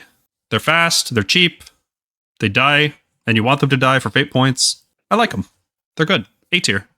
It's so strange that like a worthless unit like this is ranked so highly in this army. What a weird army. Well, wouldn't Aether Wings be sort of the same thing or analogous in Stormcast? Yeah, but Aether Wings are not necessary to make the army work. They're just there to give the Raptors +1 hit, and then they're a very, very bad screen. These guys are at least 3 health apiece, and they have some amount of max damage. Aether Wings are just bad. True. I can't, like, these guys being 90 and Aether Wings being 90 really, really hurts me. This is painful to look at. They just mog Aether Wings hard. Let's look at Flamers of Tzeentch. They do so much damage. It's not obvious that they do that much damage, right? Because they don't have rend baseline and they wound on 4s. So you might overlook them because, oh, why would I care about a unit that has no rend and wounds on 4s? Like that's just not a good sale for a shooting unit. But you look at actually how much damage they do, and it's 19 D3 when reinforced, which is about 38 max on average. Sometimes it can go all the way up to 57. It's probably not going to do 57, but it can. And then it's got anti-infantry, which is okay. So you're rend 1 against the type of unit that you're probably going to have the most trouble killing with Tzeentch, because you can snipe down heroes and monsters with spells, but you can't really do anything against mass infantry blocks. So these guys start to come in and do high volume into them. That's pretty good. They have a 2+ hit, which means they don't need a +1 hit source. They always shoot at peak efficiency. If you have multiple units, you can only all-out attack one of them anyway, so the fact that these guys don't need it is great. This army really wants to use command points on other things, magical intervention, redeploy, stuff like that, and you can't afford to be spending it on all-out attack, so these guys being on 2s feels really good. And they get +1 to wound from an Exalted Flamer. In fact, 2 units can get +1 to wound from an Exalted Flamer nearby. And the Flamer also has an excellent buff that can potentially reduce save rolls for enemy units, so potentially +1 wound and +1 rend, so these guys could be about 38 max damage, rend 2, hitting on 2s, wounding on 3s. It's a great unit, and after playing so many games with my Fate maxing build at this point, having chucked Drennan and chucked Infernal the Gateway into infantry blocks, this is sort of the unit that I kind of want to clear that unit of Stoneguard or that unit of Wardens. Yeah, it's a unit that you can put down from Smoke and Mirrors. It does good damage, and you don't care. Like, its fragility isn't really an issue because you can just smoke it back out. Or like fold it out, or use the Lord of Change's ability to move it 9 inches and then redeploy. Like, there's so many ways you can protect this unit. The fact that it's only 6 health really doesn't matter. Yep. There's also this weird burning ability. I don't. It's not a big deal, honestly. Like, it's fine. It's not gonna. Yeah. It adds up, I guess. It does have some issues. Short range, mainly. 12 inches is rough, so thankfully you can use Smoke and Mirrors to put them down. But if you put them down with Smoke and Mirrors, you can't pick them back up with Smoke and Mirrors on the following turn. That's one of the restrictions on the ability. So what you want to do is you smoke them down and then fold them out. Or use the Fatemaster ability to get them out when you get charged, or something like that. Yeah, but I would just have an Argent Shard near them at that point, just to get the fold reality. Yeah, you can fold reality, and then after the opponent moves, you teleport your shard away. Yep. So these guys are just fantastic. I think the best Tzeentch lists are going to be some combination of Flamers and Soggy Acolytes. I think these guys serve a really important role that no other unit in this army does. They're so good that it makes the Exalted Flamer playable, and we'll talk about him in just a second. But overall, I think Flamers of Tzeentch, at this price point, I think they're A tier. I think they are a very good unit. They're up there with like not Skyfires. They're up there with Tzaangor Enlightened in terms of power. Yep. The Exalted Flamer. He is here to buff units of Flamers, and his abilities are great. We talked about them when discussing the Flamers. He gives Flamer units +1 to wound, and he has a unreliable ability to also give them +1 rend, effectively, but the enemy gets -1 save. How that works is after he shoots, you roll a dice, and on a 5+, the enemy unit has -1 save for the whole turn, which is not good, but you get to add the damage he did to that unit to the roll. So it could potentially be a 2+. It could even be guaranteed. If you did 3 damage with him, it's a 2+. If you did 4 damage with him, it's a guarantee. So it's not impossible. He is also 2s and 4s. He is only, 4 shots with D3 damage apiece, so he's not reliable. But it's more often than not, I think you're going to get this buff off. And the cool thing about this buff is it doesn't just work on the Flamer shooting. It works on all sources of damage. The unit is -1 save for the whole turn. So he's got some pretty big downsides, though. I don't think he's necessary. Like, you can bring Flamers without bringing this guy, and I don't think that feels terrible. Because one of the issues this guy has is he's just another unit, right? He's not part of the Flamer unit. Although he plays with them, he would be left on the board after you pick up your Flamers and protect them, because you have to protect your Flamers. You can't just let them die after shooting once, right? So this guy is like a fire and forget. You use him once and then he dies kind of unit, which feels really bad unless you are building into demons. You have a Lord of Change who can revive him once per game, because his abilities all work in the shooting phase. So even though he comes in movement, he can just do all of his stuff normally. So I think in like a demon focus build, this guy starts to feel good. I don't know if an Arcanite focus build would really use this guy. No, I think so. No. In an Arcanite focus build, you're not bringing a Lord of Change at that rate. So yeah, the Lord of Change is way too expensive if you're building any amount of Acolytes. Well, that's not true, but because Acolytes are just too good. But if you're building heavy Arcanite, let's say, the Lord of Change is too expensive. Burning Chariot. And you made a pretty good case for these guys. Do you want to lay it down? Yeah, so basically, if we go back to our Screamers, it's a 90-point just flying unit that goes up the board, and it's a delivery mechanism or screen. The way I look at the Burning Chariot is that it's kind of just a upgrade on Screamers. If you have the extra 20 points kicking around, you can go to the Burning Chariot. You reduce the movement by the slightest bit, but you get a little bit more damage output. You get a nice little shooting attack that's comparable to the Exalted, minus any of the buffs that you get. And you get like a neat little mobility trick that you can do once per turn with the charge. So basically on a 2-up on a D3, so 3 or higher on D6, you get to you have the option to run away or retreat immediately. And the built-in fail state actually generates you a fate point at the end of the day. So if you were so inclined even to throw this thing away with Malevolent Schemers for your fate point, you could potentially double up. Or even if you pass the roll, you can still guarantee it because you don't have to retreat when you successfully do the ability. Yeah, so it's not a great unit by any means. Like 110 points, you can do a lot more damage if you bring Flamers or Soggy Acolytes or even Tzaangors. You go more expensive, But for 110, his niche is exactly, I have Screamers and I have 20 points. I'm going to upgrade the Screamers for 20 points. It feels like an upgrade. It is not a strict upgrade, right? Because the Screamers could potentially do 18 damage while charging, and they're 14-inch moves instead of 12-inch. So there's some scenarios where that matters a bit more. Extra 2 inches does matter. But in most cases, I think the Burning Chariot feels like an upgrade, especially if you're playing a Lord of Change and you can revive them. Then it definitely feels like an upgrade because you get a whole Chariot back instead of just 2 Screamers. So it's not great. We don't want to give you guys the idea that this is like a phenomenal unit or anything. It just happens to find its way into list building because Screamers are good and we end up with a few extra points. So we're like, oh, let's, air quotes here, upgrade our Screamers, which is not a great niche. It's never a niche you want in a list, but it's there and it's real. All right, so I need to explain Pink Horrors because I think people are sleeping on them, and I will admit they're not great. They're not like obviously good, right? The way you get value from them is very different than what most players want to be doing. And what they are is exactly what they've been for the entirety of Age of Sigmar. They are a big old tar pit. They are there to waste your opponent's time by being a block of 40 health that can potentially turn into more health through rally bonuses with the Changecaster or through turning into more blue and then Brimstone Horrors. You have to jump through a lot of hoops to make it work, and the reward is arguably not worth it, but I think there's certainly a case to be made for them.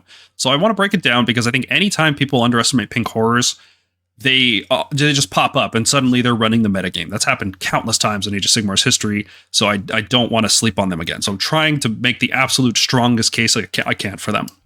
So 170 points for 10 models, that gets you a really efficient health ratio. That's as good as the Soggy Acolytes, but they come with a ward built in. They have a ward 6-up. Instead of a 5-up save, they have a 6-up ward, which is arguably worse because you'd rather have a 5-up save and then you stick Shield of Fate on top of it so that you can be a 5-up with -1 hit. So these guys still want to get Shield of Fate. Anyway, they can get the extra 3 dice from Rally with the Changecaster, which is something that Arcanite units can't do. They can also be -1 hit all the time if you have a Lord of Change. This is one of the downsides of running Tzaangors is you have to cast Shield of Fate, and it's not an unlimited spell. So there's going to be situations where it gets denied or you just fail the cast. Like if you're not running Kairos, you could fail the cast. And then you're relying on this Shield of Fate to keep your Tzaangors alive, and then they just die because they don't have it. So it's nice that these guys can be -1 hit with the Lord of Change. Their shooting and their melee are basically the same, 21 shots. Their shooting's a little bit better, crit auto wound on force 3s. None of it is great, but if you consider that you're bringing this unit just to take hits, any damage they do is incidentally nice. And they are there to take hits. And when they take hits, every time a Pink Horror is slain, you can return 2 blue horrors to a unit that's wholly within 12, or you can try to do some chip mortal wounds to the enemy. I think the way to get value out of this unit is not to go into the chip mortals. I think how you want to play this unit is you play it in the middle, you stick a whole bunch of health modifiers on it, like 5-up ward, -1 hit, maybe Bolt of Tzeentch units that are in range to give them -1 wound, and you try to mitigate damage as much as possible. Pull models in such a way that you get out of combat, and that way you can start rallying with the Changecaster, because each one of these guys is 2 health with -1/-1, 5-up save because you're defensing, and 5-up ward. And that's like a Nurgle profile, right? Like that's as tough as a Nurgle unit. It doesn't have the offensive power of a lot of Nurgle units, but defensively it is very similar to Nurgle, which, I mean, these guys are 170 and Nurgle is 130, so that kind of tells you everything you need to know about why Nurgle is doing so well right now. Yeah. And one other thing I thought is you could give them the Shield of Fate while they're on the board, fold reality them into a fold reality that put them in reserve while they still have the Shield of Fate up, and then do the bolt change transform to spawn on like on a unit that's on the front line or something like that, and then use the spawn to smoke and mirror these things in, and then use it to sort of, I don't want to call it an alpha pin, but just like a turn 1 pin in your opponent in their zone. You can tie up a cavalry unit that relies on charge bonuses or anything like that. Yeah, I mean, the problem is you can do that with Tzaangors, and the Tzaangors do it better. Right? They're the same cost, but they do a ton of damage. If you're relying on Shield of Fate, Tzaangors just are there. They're the same cost, same health profile and everything. So the unique case that Pink Horrors have to have is getting value from the Changecaster, so Rally, and getting value from this ability that makes blue horrors. And so we have to talk about blue horrors at the same time, right?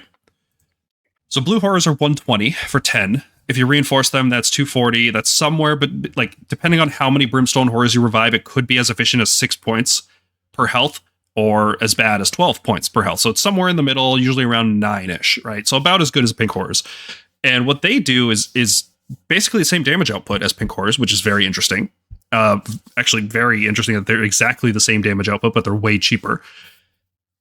You can put the exact same buffs on them, but when they die at the end of any turn, you get to try to revive them. Now, it doesn't matter when the blue horror actually died. You roll a dice for each dead blue horror, and on a 3-up, you get a brimstone horror. So if you die, top of one, top in that top of one, you're trying it, and bottom of one, you're trying it, top of two, you're trying it. Every turn until the unit is wiped out, you are trying to get more brimstone horrors.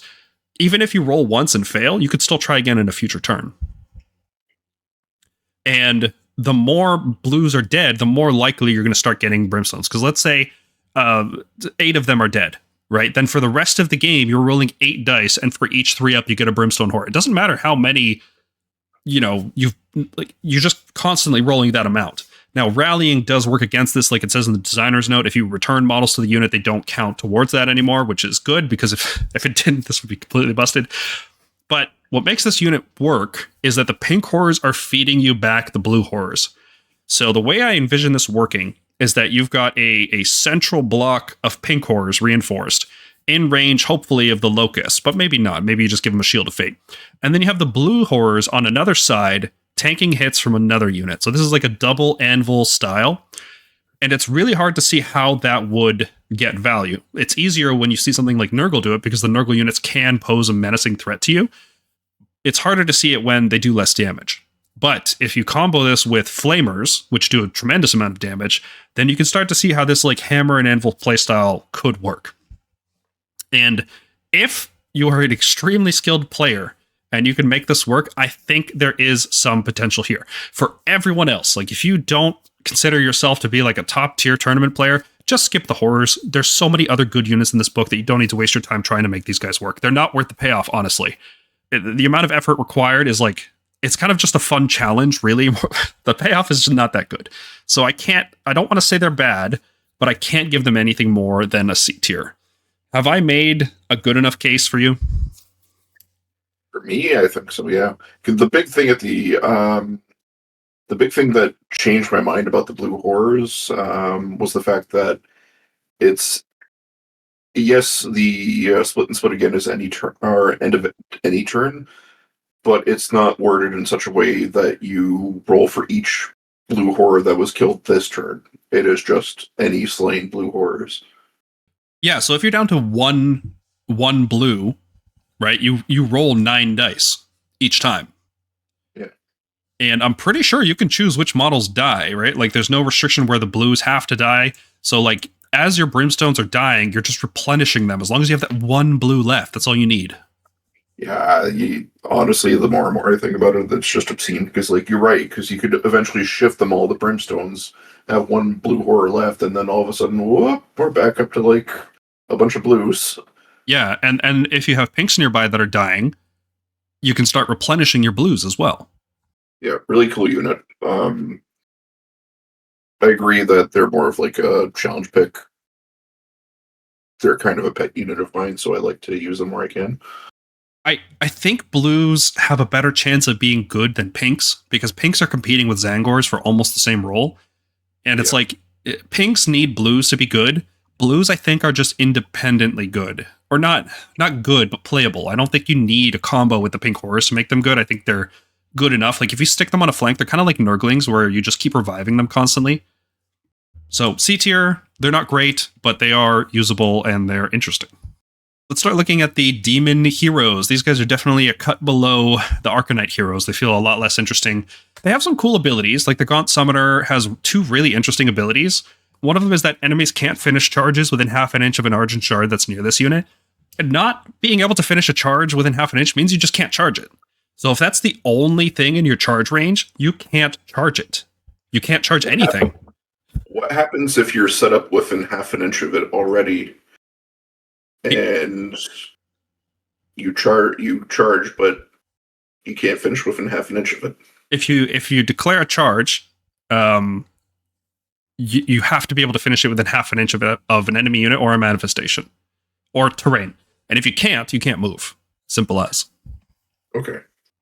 So you can't move through it because it's impassable. You can't charge through it. I guess the stipulation is that you didn't finish your charge at the end of it, or yeah, exactly. Okay. You did not complete your charge. You're still in combat, but in that scenario, like if you just set up in range of it, but you did not charge it. Yep. But this is a really cool ability because there's things you can do, like set up an Argent Shard in the middle of a choke point on terrain. I know the shards have to be set up more than 1 inch from other terrain, but 1 inch is not a lot of space, and a lot of models can't move through that space. Considering the shard is impassable, if enemies can't move through it and they can't charge it, what do? Like you just, okay, there's no combat happening here. So that's cool. The problem is shards are incredibly fragile. Charge mortal wounds will kill them. Shooting will kill them. A spell will kill them. There's so many ways to get rid of a shard easily. This is a very niche tactic. Only against, like, gosh, what armies would even do this? There's so many armies that can get around not charging it. Like Stormcast can just set up in range of it. Iron Jaws can Mighty Destroyers into it. There's so many ways to do that to counter this. Like in a fair game of Warhammer, if you were playing against like a vanilla army that just moved and fought normally, this would be awesome. In Age of Sigmar, there's always a way around it, I think. His other ability is that once per game, you can take control of an objective that you previously controlled. So the most obvious thing that you do with this is you take an objective that your opponent has left open because they need the resources elsewhere, and you're like, oh, that's my objective now. Cool. That's really strong. Forcing your opponent to stay on objectives is worth points. I don't know how many points, but it's worth something. That's a good ability. That's like a passive thing that Stormcast do, because if people ever leave objectives open, we just take them. And that's something Tzeentch can do now. The problem is that the Fatemaster already does that, right? Like with his ability, you can just drop units anywhere effectively. So this is kind of mid. And the other use for it is generating a fate point with all part of the plan, because the enemy will take it back if they're standing on it. So yeah. You could hypothetically do this with an objective that an objective is currently standing on and that you controlled earlier, and then at the end of the turn it will switch back over to the opponent and you get the fate point, right? Yeah, but like if you want fate points, you're not playing this guy. Like if you're playing the demon stuff, you want to play Lore of Change, I think. Like the Infernal Gateway stuff works better with Magisters and Curseling than it does with the Gaunt Summoner. Yeah, you don't want to spend 180 points for a fate point. Last consideration here is that the Gaunt Summoner's Warscroll spell is called our Warscroll spell, Leaden Limbs, cast on a 7. It's a neat little utility or control spell. You pick a enemy unit that's a visible enemy unit within range, and you can have the movement characteristic on that enemy unit until your next turn. Also, it removes the fly ability from their movement. Other than that, this is just a generally overall squishy wizard hero. I feel like he's overpriced, right? There's other Wizard 2 in this army for 170. Curseling is 150 for a Wizard 2. This guy's abilities don't justify the increased cost, and he's also not Arcanite, so he can't be revived. Yeah, so for 150, you get 2 for the price of 1 with the Curseling. Yeah, maybe it's just the Arcanite stuff is too cheap, but this guy feels overpriced, so I can't... He's got some interesting stuff, like if you Leaden Limbs on the right unit, and then put your Argent Shard in the way, and then make sure that the shard is in distance of the Gaunt Summoner, you created a really powerful lockout combo. But it's a lot of setup, and again, like we've mentioned, this book has already got so many things going on. These are all just more considerations that you're putting into your game and lengthening the game as a result. Yeah, this guy might honestly even be D tier, because we're going to talk about the Changeling later, and the Changeling for 170, so he's 10 points cheaper. I feel like he just does so much more for a demon-focused build. I guess the Gaunt Summoner can bring Chaos Spawn. That's something. The Gaunt Summoner on disc, basically the same unit. You pay 30 points more to get a flying move, and you swap his spell with Arcane Imprisonment, which gets to pick an enemy hero in combat with the Gaunt Summoner, and if the casting roll was higher than that hero's health, it's destroyed and can't be... This is bad. This is really bad. D tier, I think this guy could be like 40 points cheaper at least. I don't know why they keep wanting to throw that spell in. I hate it. There's no situation where I'm throwing a demon wizard into combat with this army. It's Can you cast it from the shard? No, right? Because you have to pick an enemy hero in combat with the Gaunt Summoner. Mm-hmm. So that just sucks. And it's still random. It's not like you're guaranteed to kill the hero. Like, why not just use Infernal Gateway? It's going to do more. There is an argument that you can use the Scourge of Ghyran subfaction that you could cast this in the combat phase as well, but who cares? It's too janky to make that work. To kill a foot hero, there's so many better ways to do it in this army. Mm-hmm. Yeah, bad. Maybe. I don't know if he'd ever get cheap enough. He might be a candidate for F tier as well.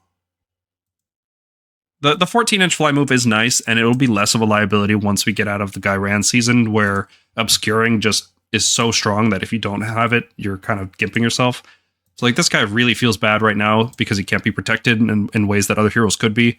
So maybe he's not F, maybe he's just D. All right, let's look at the Changecaster. So we've been talking about demons, and I think the Changecaster is one of the payoffs for running demons. Giving you 3 extra rally dice is a very strong effect, especially in Tzeentch, where you're going to be taking very specific amounts of damage because you can reduce damage with fate points. So if you picture something like a Lord of Change with his Locus active is always -1 hit, he's always a ward 5 up, and you can give him Cloaked in Word Flame enhancement for -1 to wound. So that's a really tough unit.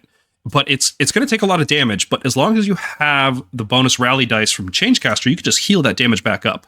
So that's really cool. He also really helps you keep your pinks healthy. Like if you pull pink horrors or brimstone horrors out of combat and then you can rally them, that starts to feel really good as well.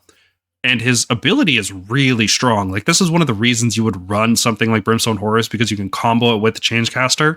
On a 3-up, a Tzeentch demon unit near you can ignore all weapon abilities.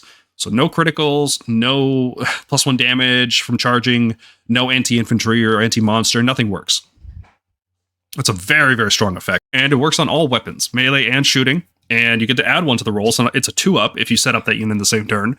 So it's not going to go on Kairos, it's not going to go on Lord of Change, because I don't think there's a way to set them up with normal things. You'd have to bring like Forbidden Power and teleport them that way.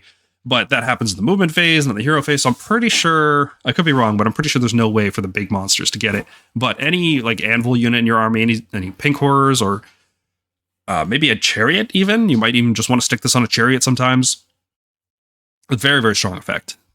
So I like him. I think he's a payoff for playing demons. He's like a low B tier. He doesn't feel as good as something like the Exalted Flamer, which is easier to toss into a list with Arcanites. This guy is like, if you're running demons and you're all demons all the time, the Changecaster is okay. The Changeling, he is a 2-cast wizard that can also cast a spell in reserve. That's really neat. And he also lets you redeploy, even if you were set up that turn, because normally you can't use a move ability if you were set up, and redeploy is a move keyword ability. So that's kind of neat. I don't know how useful that is, but it's neat. The fact that he can cast a spell while in reserve is his best feature, on top of being a wizard 2 for 170 points. So there's only 20 points more than the Curseling. And if you're not playing the Arcanite style, then maybe Changeling makes it into your list instead. So he can only cast while he's in reserve in your hero phase, which is a fine limitation. It would be really ridiculous if you could do it in both turns. The range invisibility is measured from any other Tzeentch model on the battlefield. So you could pick a unit that's out of unbinding range all the way at the back corner, defending an objective, and you can cast something like a Word Flame Haze, which affects the whole battlefield no matter where you are. And that's pretty cool. So you get a particular like strung out widescreen going on. You could potentially use the Changecaster or the Changeling to do a fold reality from like one corner of the battlefield to the other corner of the battlefield. I think it says it specifies the model as the caster, not the unit. I don't know if that would work. Okay, fair enough. Yeah, the one specific model becomes the caster. He also has a very valuable spell in this army. It Whispers of Treachery does damage to hordes. You roll dice equal to the number of models. Each 5-up is immortal. That's a unique thing that Changeling does. There's no other anti-horde type abilities in this army besides just having high volume damage. But that high volume damage is weak to accuracy debuffs. Like if you don't have a way to reduce wards and you have -1 hit, -1 wound, then those units start to fall apart. This is just nice damage that you could pile on top of a Bolt of Tzeentch or an Infernal Gateway or Transform to Spawn. Like you can pile all these things together, really start to do some significant damage. So there is a weird rules interaction we should talk about here. Later on, we're going to talk about the Tome of Eyes, and that has an ability that says the target unit can use a spell ability immediately. And the designer's note down below it says that this doesn't count towards the number of spells being cast. Curseling's ability, Arch Deceiver, has the exact same wording. And the weird thing is that it doesn't work for the Curseling, but it does work for the Tome of Eyes. Why is that the case? Well, because the designer's note on the Tome of Eyes is basically acting like an errata. And I hate it when they do stuff like this. It's very annoying. That means it's not consistent, even though it uses the same wording. But that is the way that it would typically get ruled, is that the Curseling, the Changeling, would not be able to cast an extra spell in reserve. He would still be power level 2, not 3. And the Tome of Eyes breaks that rule because the designers say it does. And that's the end of the argument. Best rules ever. The only thing consistent about GW is that they're inconsistent. Yeah. So overall, how do we feel about the Changeling? I think it's like a B- as well. The redeploy thing is not very big because there's no way to guarantee redeploys like there would be in other armies. Like if you had a guaranteed 4 redeploy, this would be sick. This would be so good.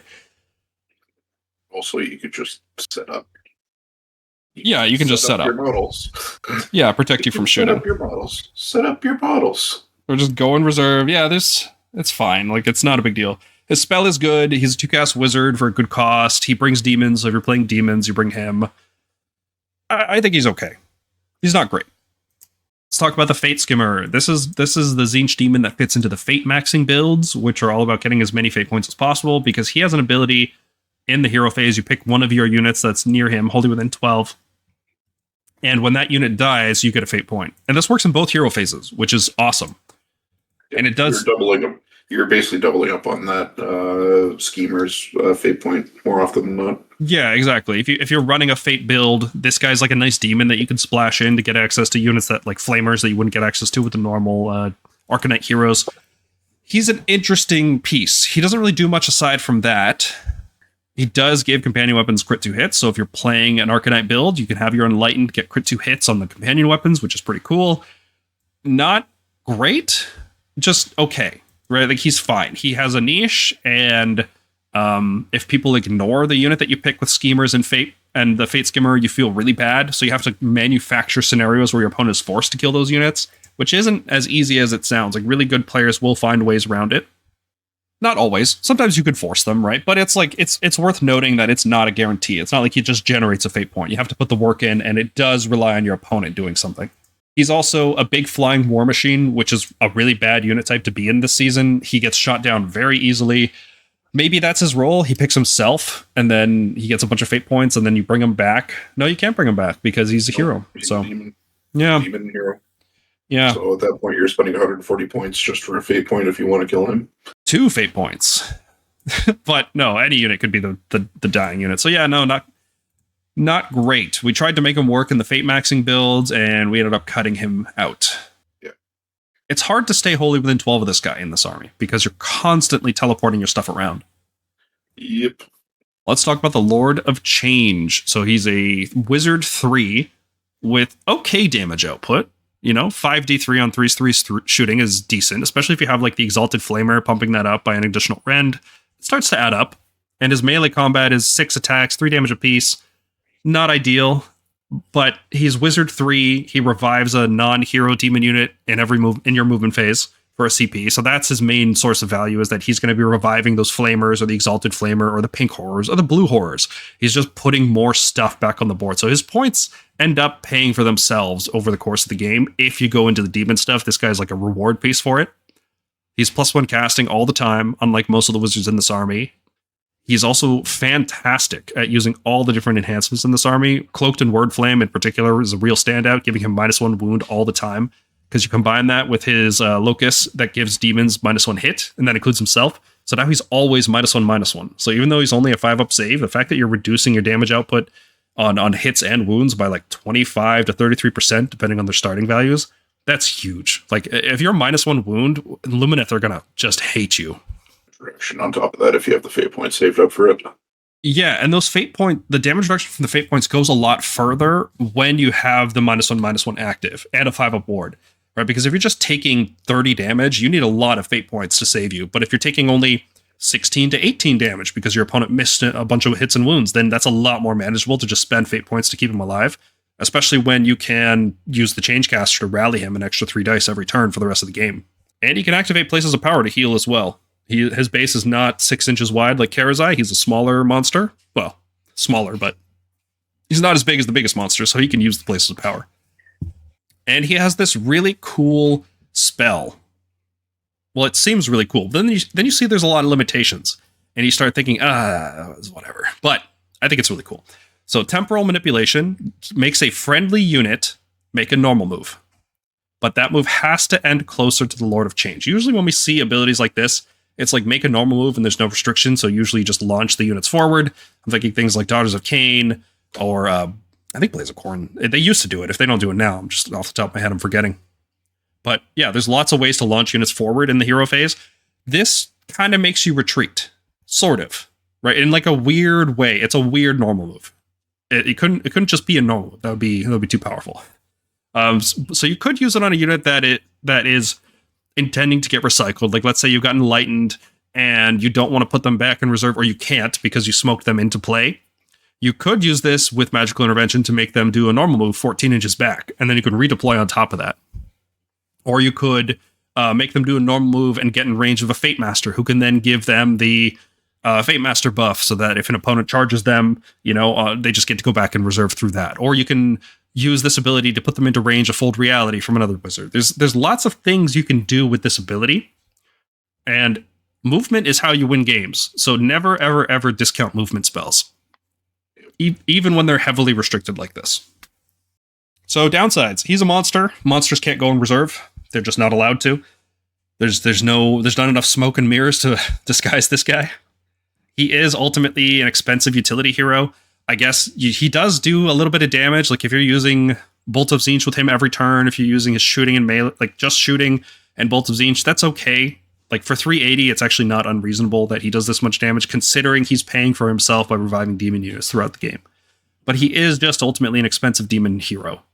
And he does have less utility than Kairos, who we're going to talk about shortly. But before we get there, James, what do you think of Lord of Change?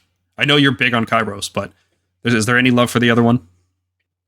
I really just have to start playing around with the demons at this stage. Again, 2-3 weeks into this book, and I've only played around with the Arcanite side of things.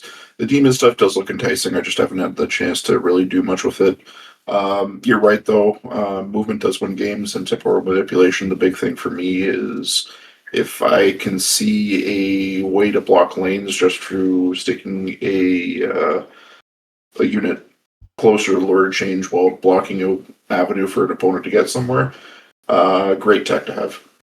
I think the best case I can think of it is something like you have a unit on one flank and the Lord of Change can send it to the other side of the board, right? Because if the Lord of Change is in the middle and one unit is moving from, let's say it's on the left side of the board, a move towards the center would be closer to you. Even if it's also closer to the opponent, it's still closer to you. So you could do something like Enlightened, moving from one flank into the middle with temporal manipulation, and then into the right flank with a normal move.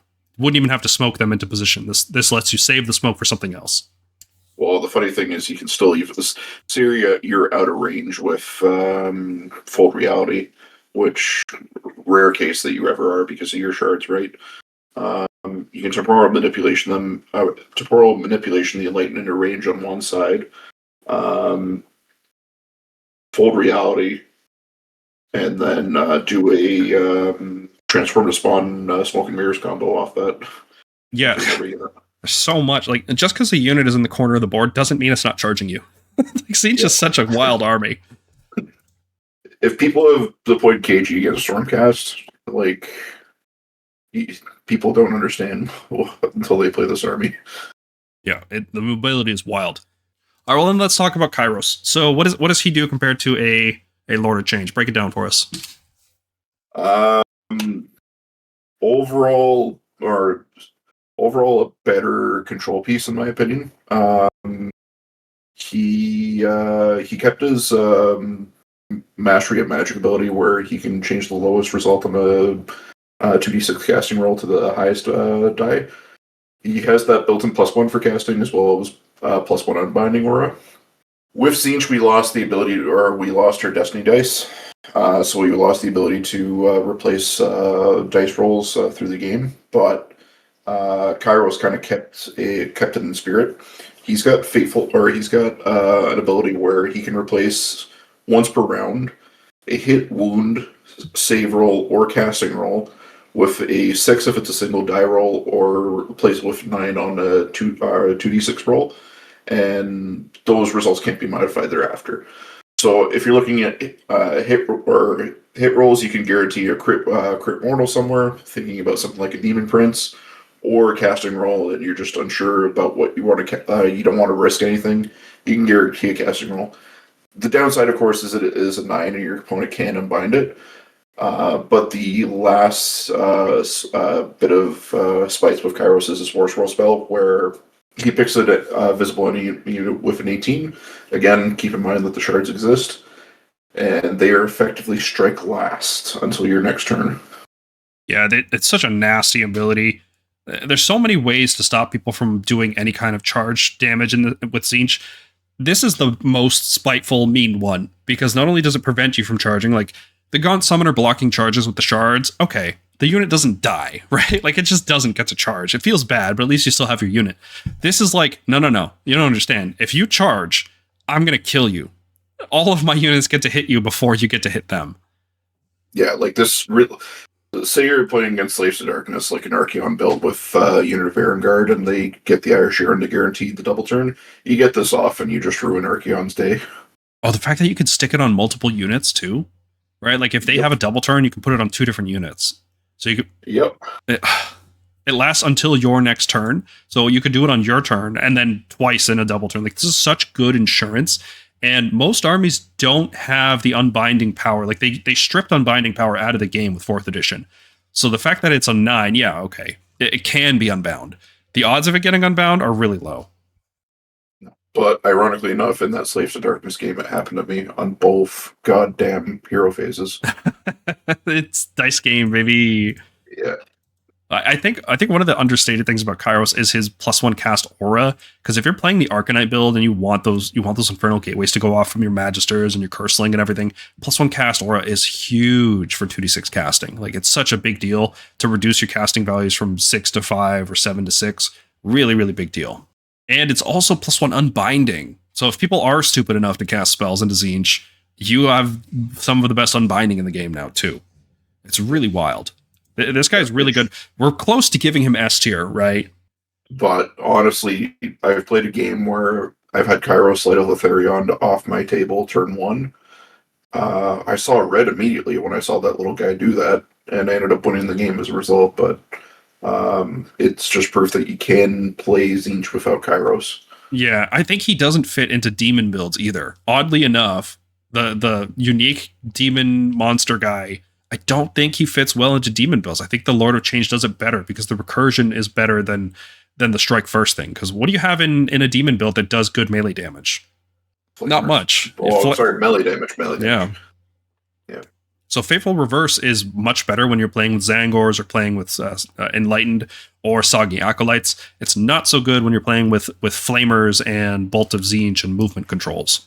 So I think for an Arcanite build, he's S. Like, I think, well, now that I say that, I kind of disagree with it because I think you could swap him out for 3 more heroes and the list wouldn't be better necessarily, but it would be good.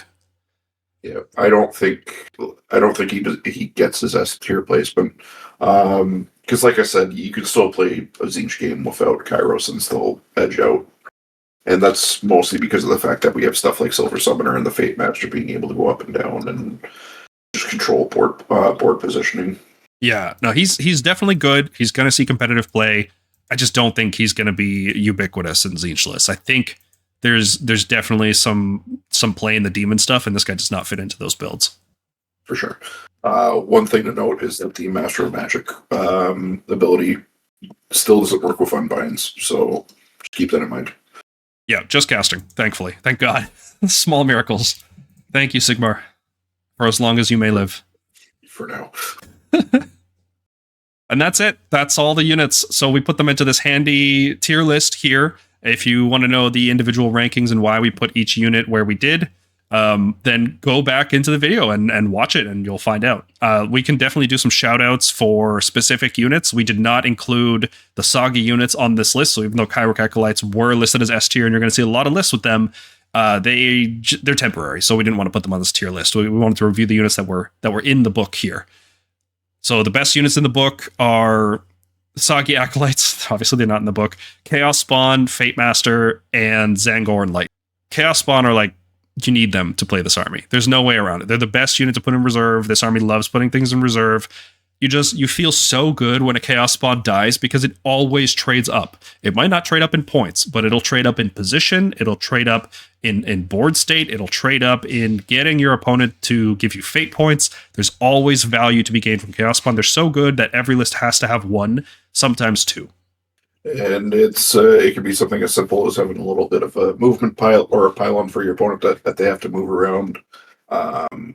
Even generating fate points by countercharging and forcing your opponent to kill it.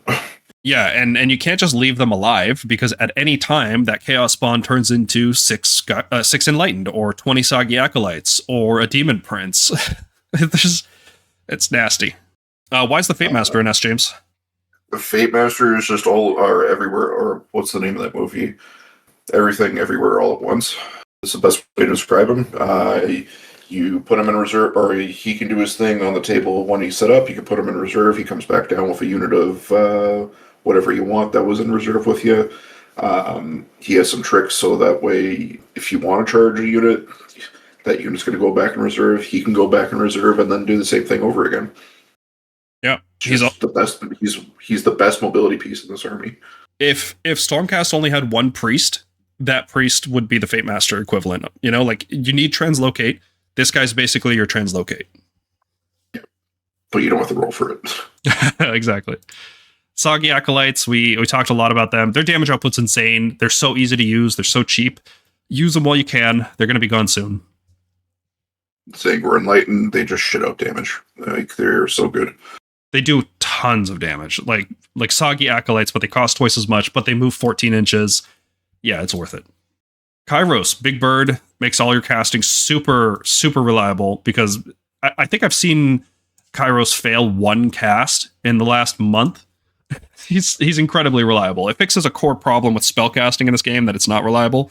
He almost never fails a cast. So no, there's just more with Kairos. Right? Like he's got more than that. He's got the strike first spell. Well, it's really more like a strike last spell for your opponent. He's a tough big body, not super tough. Like he will die if people focus him, but he's tough enough that like light damage doesn't get through. And yeah, Wizard 3 with +1 casting and unbinding. So all of your Infernal Gateways are all at +1, and your opponents are going to have trouble getting their spells through. Sure, on disc, force multiplier for Arcanite units while you have 6 or more fate points. Go from 80 max damage to 120 max damage with Kairic Acolytes. What's there not to love? Yeah, +1 attack aura is really good. He's also casting Gateway every turn, or another useful spell. He's also a 14-inch fly move, which is useful. Easy to shoot down, but you know what? He can be revived with Silver Summoner, so it doesn't matter how easy it is. He has to shoot down.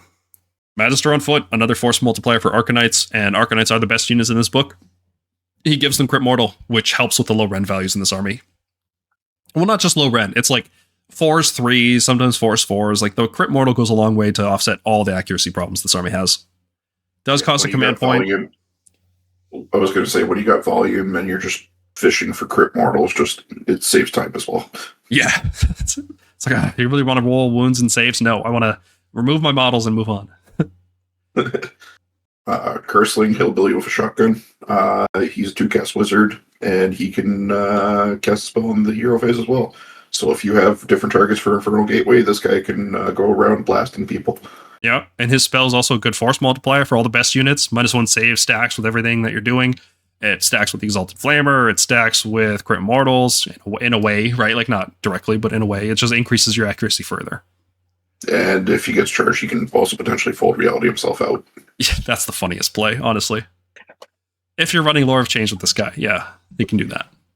Regular Acolytes, not the soggy ones. These guys are screen, but they're one of the best screens in the game because they're cheap, they're wide, they can be revived once per game with Silver Summoner, which is the best heroic trait in this book. And they have this ridiculously broken ability that just lets them move uncapped amounts. In later stages of the game, they're moving 15, 20 inches in the enemy turn, which is an absurd thing to do. I can't believe they didn't just think about putting a cap on this ability. It's so stupid. And that gives them the A tier. Tzaangors are the main infantry hammer in the book. Once Scourge Ghyran goes away, then people will be leaning these guys. Crit 2 hit space, but you can give them the crit mortals and +1 attack from the Magister, as well as stack that with Fated Blade, so you're going to get something like 100 attack or 100 attacks with potentially crit 2 hits or crit mortals. I like to think of Tzaangors as blue Nurgle, right? You stick a 5-up ward and -1 hit on this unit, and all of a sudden you've got 40 health with a 5-up save, 5-up ward, -1 hit, maybe -1 wound if you hit somebody with a Bolt of Tzeentch or something similar. You're playing blue Nurgle, and then you realize that it's 170 points and Nurgle's 130, and you're sad. But it's still a good unit. Does tons of damage. Screamers, they're fast, they're cheap. That's it. They're fast and cheap. They come back to life with the Lord of Change, but that's not necessary. They're fast and cheap. That's all you need. Aether Wings wish they were that cool. Oh, God. And Flamers, they do ridiculous damage. They're like Tzaangor Enlightened, but they're melee. They're shooting. You have to hit infantry. You have to buff up their... You don't have to. You should buff up their shooting with an Exalted Flamer. But Flamers are just an excellent unit. Right, they're at a good price point at 130 points per squad, reinforced for 260. The only difficult thing about them is sometimes fitting them into an Arcanite list, because a lot of these Arcanite heroes cannot bring demons. So Kairos comes in and fixes that problem for you. For all the other units, please watch the video.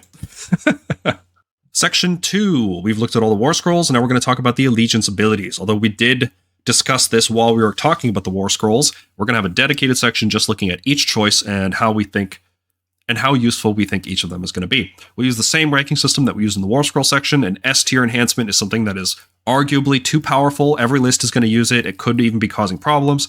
A tier is strong, versatile, and so on. Scales all the way down to F tier, which is just complete garbage, will never be worth using for any reason whatsoever. First up are the battle formations. We're starting out strong. Both of these are very good. The Fated Blades gives you +1 attack if you make a charge roll of 9 or more, and that doesn't say unmodified, so if you use things like Destined for Battle to force a charge roll, you can also get +1 attack, and that's really, really good.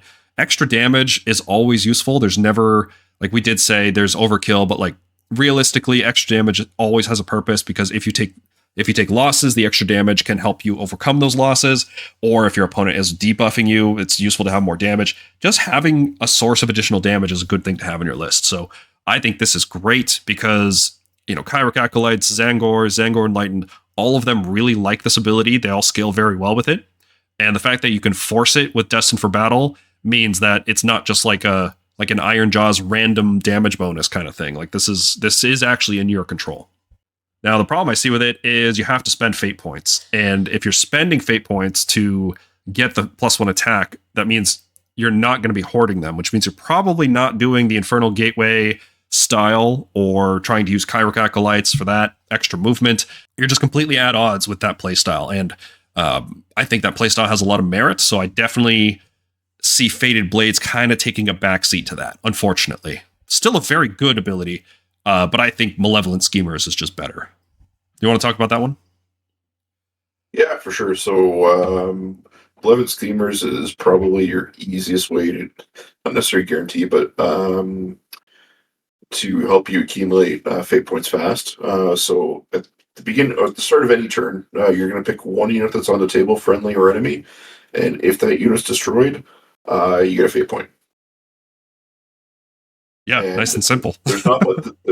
there's not much opportunity cost to that, because if you're running an Arcanite heavy list, well, guess what? Your units are coming back anyway. So remember that Magister we were talking about, who has the 14-inch move?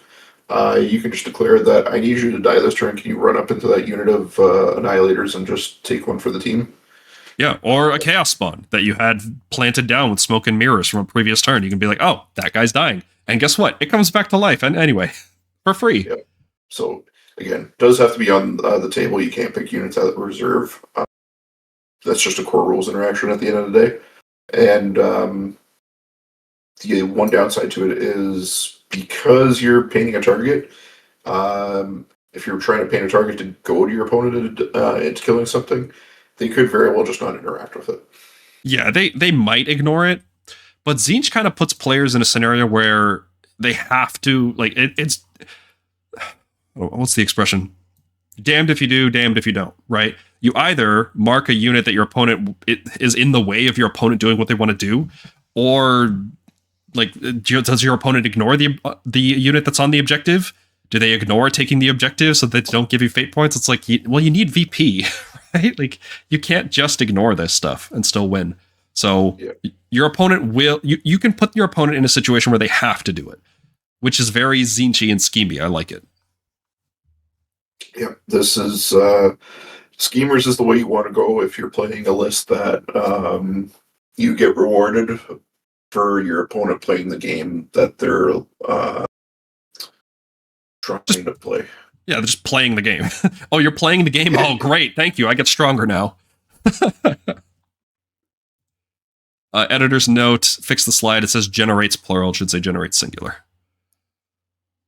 Typos. Woo. Oh, God. Okay. Denizens of the Silver Tower. 50% chance to gain a fate point after you spend fate points. So spending fate points is cool and good, but it has to be done at specific times with specific amounts, right? It's not just something like, this is not a generator of fate points. This is a sometimes you get one back. But you'd always end up just generating more with Malevolent Schemers than you would ever get with this. Because it's not 50% refund. It's 50% chance to get one back, no matter how many you spent. You spent 10 points. Oh, on a 4-up, you get one back. This is really bad. Like, really, really, really bad. And the fact that it's right after Malevolent Schemers, it's like an insult. Like, this is definitely F tier. I don't see any justification to ever run this as long as Malevolent Schemers exists. Yeah, I don't know what they were thinking with this one. It's a waste of space in the book. Yeah, even if schemers cost 20 points or 30 points, I'd rather pay the 30 points than take this. This is awful. Mutants and mad things. So we did say there were a few ways to get your unit out of reserve without smoke and mirrors, and this is one of those ways. So that is cool. But that's not terribly useful because we have the Fatemaster, and the Fatemaster can just take your unit out of reserve. And Fold Reality can just take your unit out of reserve. There's just so many other ways to do this, and the fact that this is restricted to a board edge makes it really less useful than a board-wide teleport with the Fatemaster would be. So I'm not seeing the use case for this, because Fatemaster is ubiquitous in this army. Yeah, no. And then we'll look at the soggy battle formations. Unfortunately, neither of them are particularly good, because they were written with the index in mind, and they were seen as like a prototype for the book. But let's look over them anyway. First up is Masters of Fate, which gives your friendly Arcanite units crit 2 hits while they're wholly within 12 inches of his demon unit. Which, again, this was written with the index in mind. Tzaangors just have crit 2 hits all the time now. Tzaangor Enlightened can get crit 2 hits if they want. I guess this would let you get crit 2 hits and +1 rend with them, which is kind of cool. But you can't get crit 2 hits and crit mortal at the same time. And Foot Magister is going to be brought, like, would you ever skip the Foot Magister because you took this battle formation? I don't think so. I don't think you would. And it only affects Arcanite, and it only affects them if you're near a demon, and the demon stuff doesn't usually play well with the Arcanite stuff, so I'm really not seeing this one. I'm going to give it a D tier. What do you think? Yeah, I agree. I wasn't blown away by either of the picks for Scourge. Spellweaver Coven is kind of cool because it lets you cast a spell in the combat phase with a wizard that's in combat. So it's like the Curseling ability. There's a bit of jankiness with the rules here because the rules say no more than one friendly wizard can cast the same spell per turn. And the core rules, the rules of 1 say a unit can't use the same ability more than once per phase. So it does seem to be the case that a wizard can cast the same spell, even if it's not unlimited, as long as it's in different phases. So if you cast, for example, Infernal Gateway in the hero phase, you can cast it again in the combat phase with the same wizard. This ability would let you do that. So you could do that, and then also cast it with the Curseling. Now you have to pick a different target each time, but this does let you just machine gun a lot of different units, like spread fire and do a lot of damage that way. So it's kind of cool. But I think people are going to get tripped up because there's a thing on the sidebar that says each spell can only be used once per turn, and people will cite that as like, oh, well, the rules say you can only use once per turn, but the sidebars are not rules, so that's not correct. So it could cause rule arguments. It's really janky. It's probably not going to be legal soon anyway. So how much is it really worth it? You know, considering you could just take Malevolent Schemers or Fated Blades. So it is useful. I think it would actually be a shame to see this one go, because it would be cool to stack this on top of the Curseling. Let's look at the heroic traits. There's just one. There's Silver Summoner. Is it even worth talking about the other two? They're so bad. So we've been talking about Silver Summoner all review, but you give it to one hero, and as long as they're on the table, you can recur any Arcanite unit once per your turn, or once per round, basically, in your turn, movement phase. You spend a command point, and you set up that unit wholly within 12 of an Argent Shard outside 9 inches of enemy units. So you get really sneaky with this too, because you can move your shards around, and if there's a objective that's exposed, okay, here's my shard, and here's my unit that's recurred on it. I got this objective again. And then next turn, you teleport the shard away, and you even smoke and mirrors the unit for a spawn. It's like, oh my god, it's so sneaky. But this goes back to what we were saying, that the Argent Shards are kind of like, there's a fine art in the balance of that Warscroll because of stuff like this. You want to throw them away because you want to generate fate points, but at the same time you need them and rely on those shards for recursion. Yeah, it's a real fine balancing act to hit. Grand Illusionist it sounds good, right? Moving D3, if you were set up, so if you use Smoke and Mirrors or you use Fold Reality, you get to move D3 inches. Wow, that sounds cool. That sounds like Mighty Destroyers, right? Except you cannot end in combat, right? Unlike Mighty Destroyers, which specifically does allow you to. So when do you want... Let's be honest, it's going to be 1 inch. It says D3, but you have to assume it's 1 inch, right? Because you can't rely on it ever being a 3 or a 2. So you have to go minimum possible value. When do you want to move 1 inch after using Smoke and Mirrors? When is that going to make a difference? For a hero. If it was a unit, it would be like getting +1 charge after Smoke and Mirrors, which would be sick. But this is just bad. And Devolving Aura... This is like the trifecta of bad design for an ability. You have to pick a visible enemy unit within 12, so it's a short range. You have to roll a dice, and on a 3+, you reduce their control score.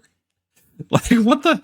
You have to jump through so many hoops and meet so many conditions, and the benefit is reducing control score, which is very questionable value. And you have to give up Silver Summoner, which is like the whole book is based around it. Oh man, that's bad. You get to control the Guardian player. Sure.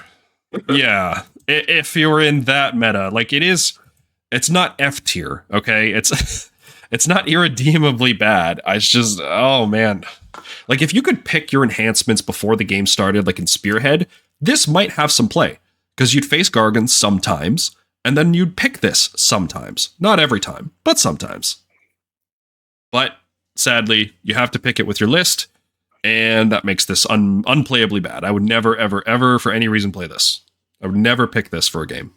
Artifacts, they are quite a bit better, and there's 6 of them because there's some Scourge or Ghyran ones to look at too.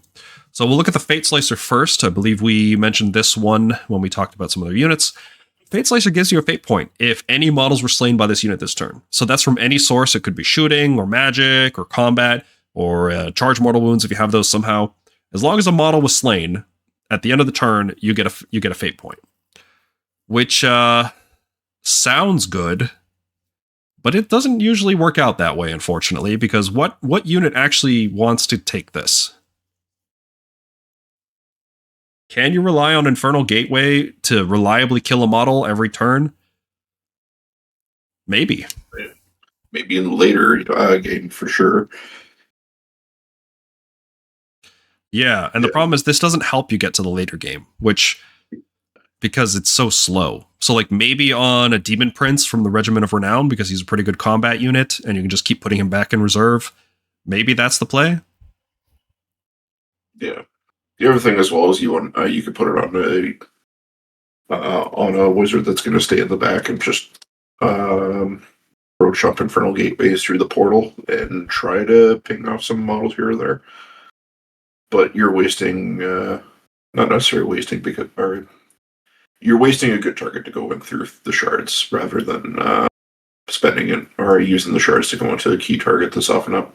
Yeah. It kind of puts you in a position where you're incentivized to slay models, and sometimes that's not the right choice, right? Sometimes the choice is put damage into this unit because I'm trying to finish it off with another unit. And you don't want to ever be split in your tactical decision making like that. You don't want incentives to go away from the more important thing that's happening. Now, Tzeentch is already a complicated enough army. You don't want to ever be put in that position. Yeah, I can't give it less than a B tier though, because it is fate points, and it could, in theory, generate 10 fate points over 5 rounds. So it's at least a B tier. It's just really hard to set up the right situations, and you feel like it feels like a mini game that you don't want to play. Yeah. Cloaked in Word Flame is very good.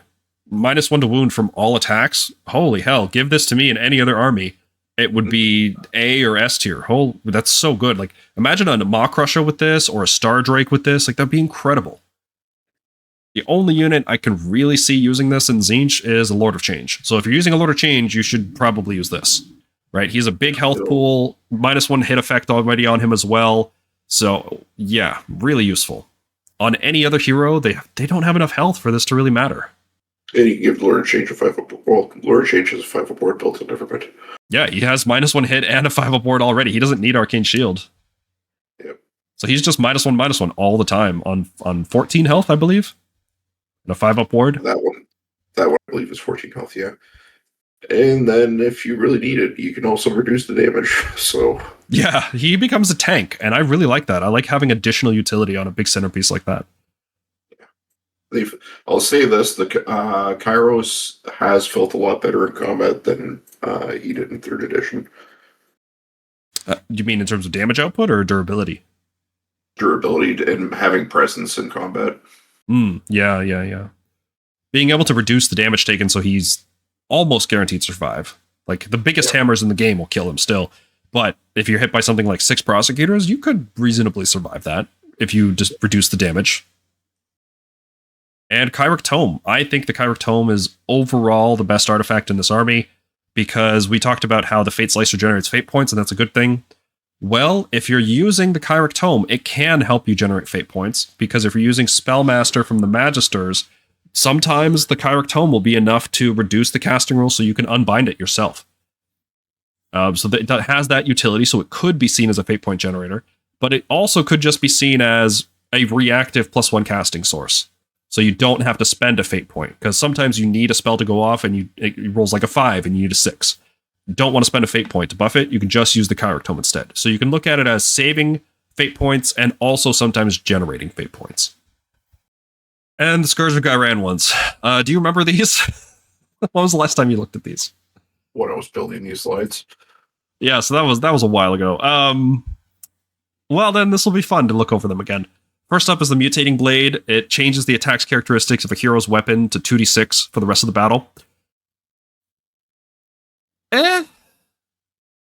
It's fine, right? So,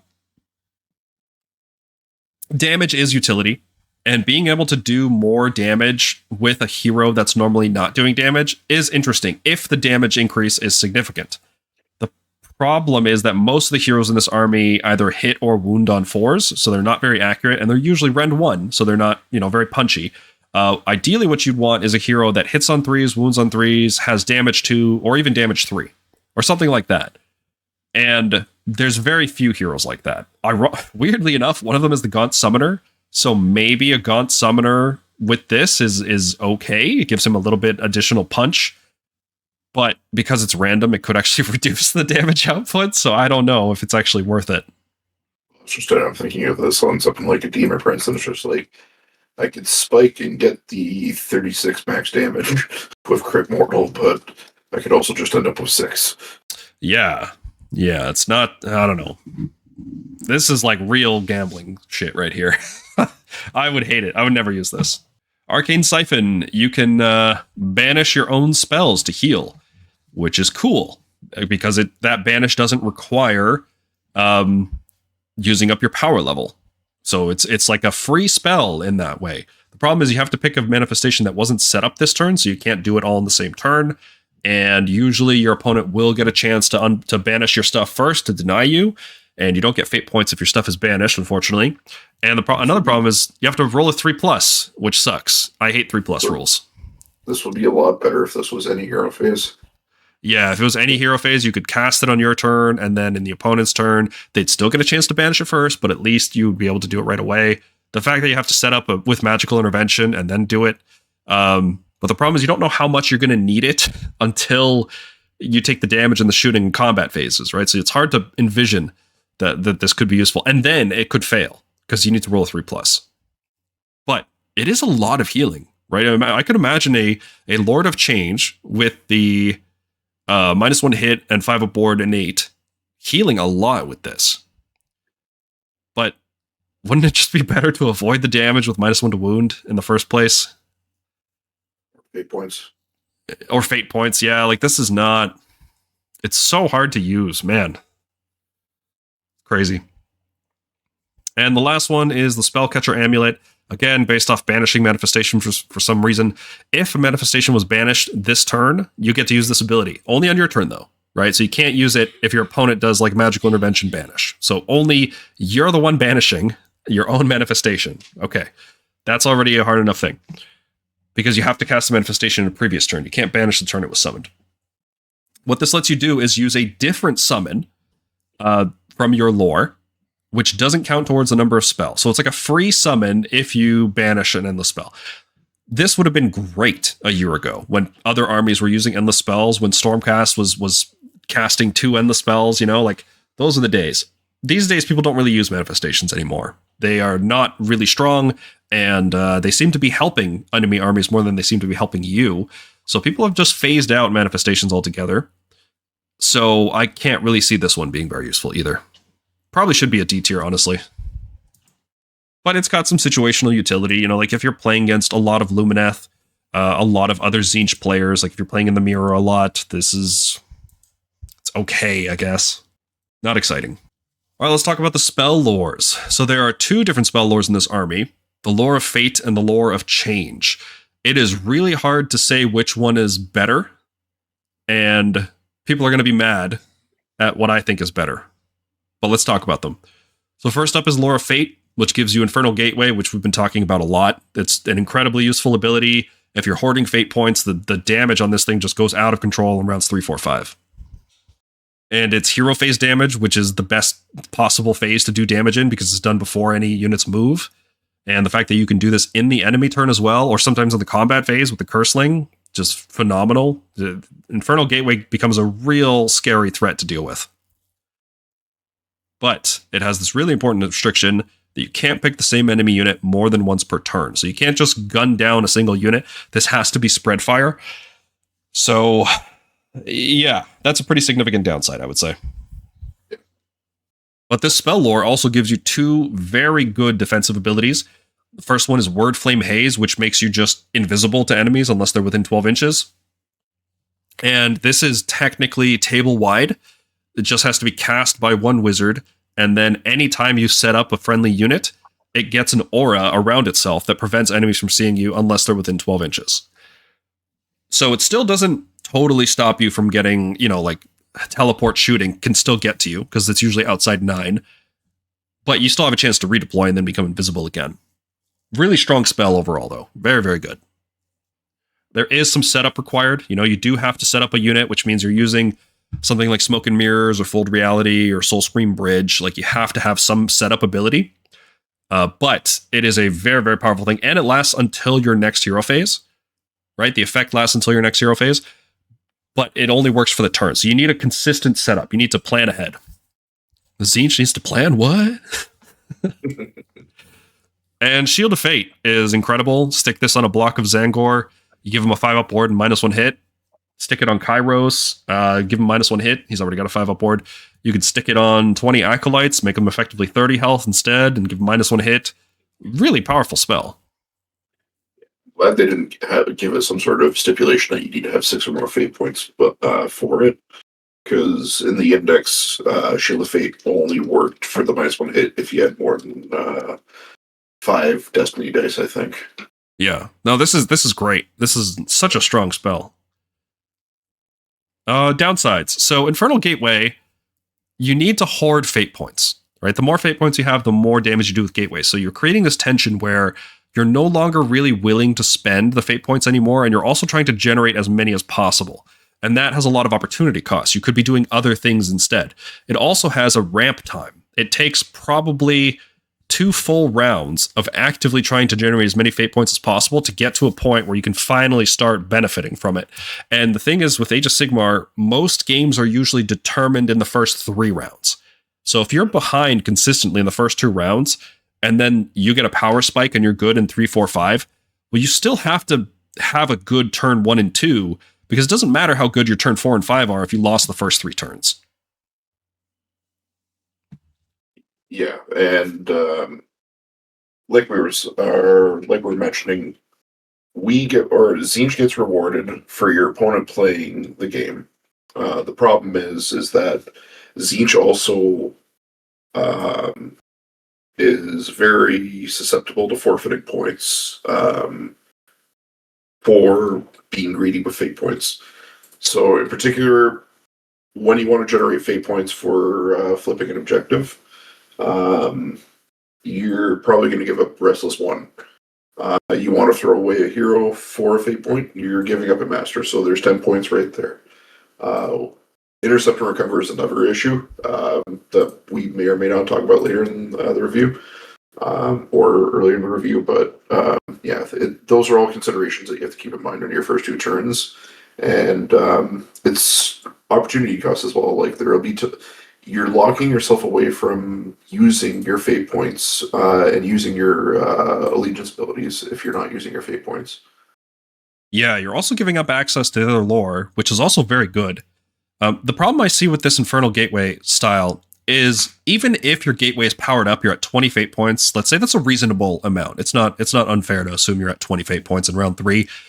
You're going to do about 10 mortal wounds on average, which is good. And doing 10 mortal wounds to multiple enemy units is a useful thing to do.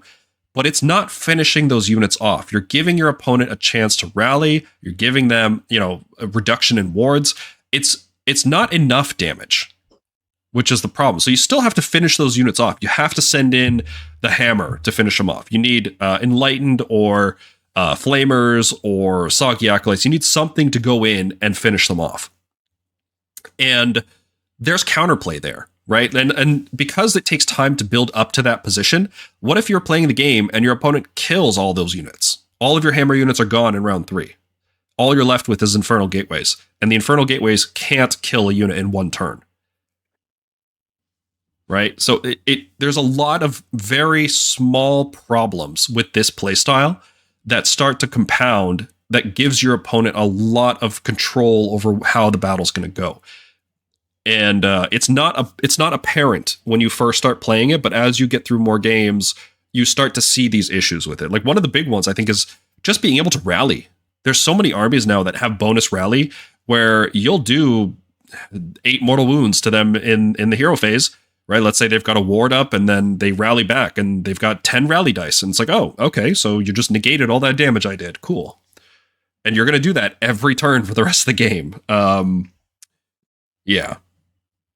So Infernal Gateway is very good. It's a very good spell. The fact that it's unlimited, it's 18-inch range, it does a ton of damage, but there's just a lot of opportunity cost, and there's some timing issues that create a lot of counterplay to it as well.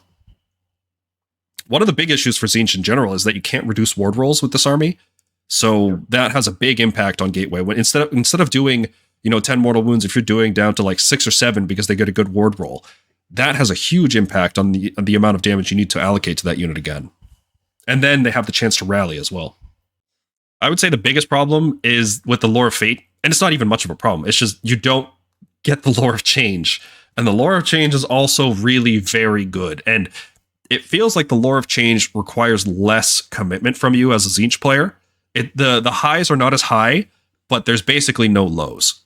Right? Like when you get the right Wordflame Haze off, it feels amazing. When you get those juicy gateways at the end of the game, it feels amazing. When you have 20 Tzaangors with Shield of Fate, it feels amazing. feel like the downside of the lore of fate is not bringing the lore of change. I feel like the downside of the lore of change is not bringing the lore of fate.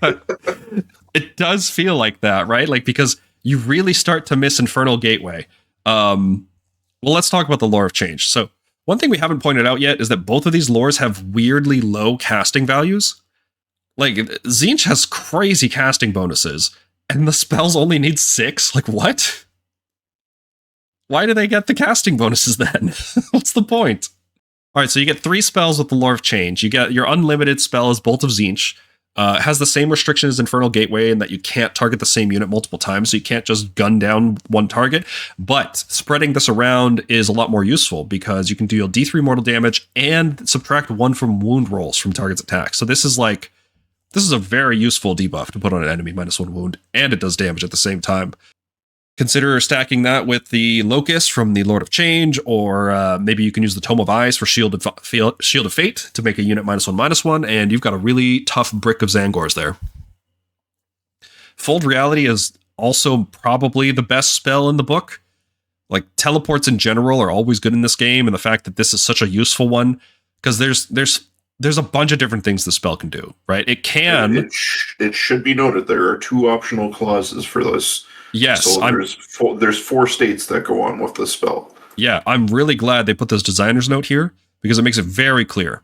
So there's 4 things that happen. One of them is you can just teleport a unit, right? From anywhere around the caster to anywhere else around the caster. You can also use it to just put a unit in reserve. Let's say you just want to stick your unit in reserve, get it out of the way. Like you're a Curseling in combat, you fold reality on yourself and you're in reserve, you're gone. You're safe.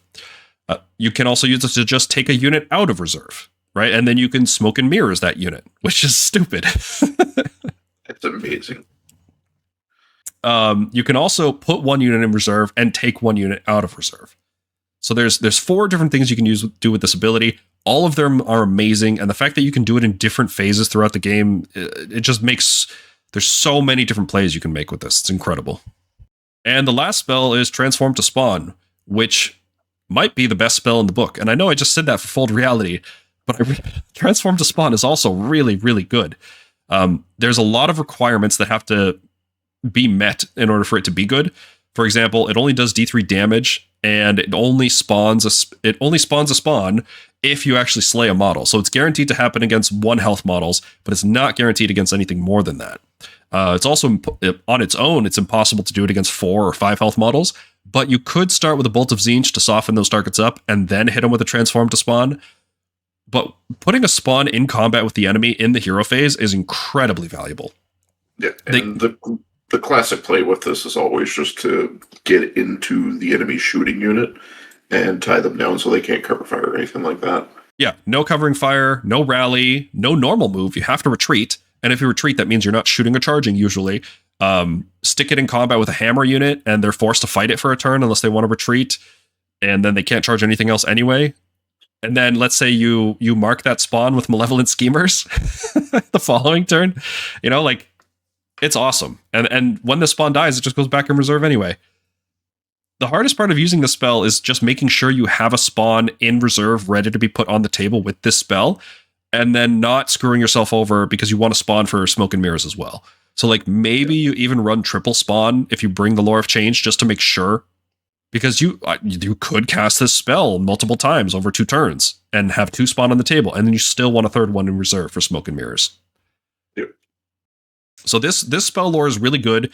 It's not as flashy or as big as the Lore of Fate, but I feel like, especially having access to Fold Reality all the time, because yes, you can cast it with the Tome of Eyes, which we'll talk about soon, but the problem is you can only do that in your hero phase, right? So if you want a magical intervention, Fold Reality, or if you want to use Curseling, Fold Reality in combat phase, you need to pick this lore as your default lore.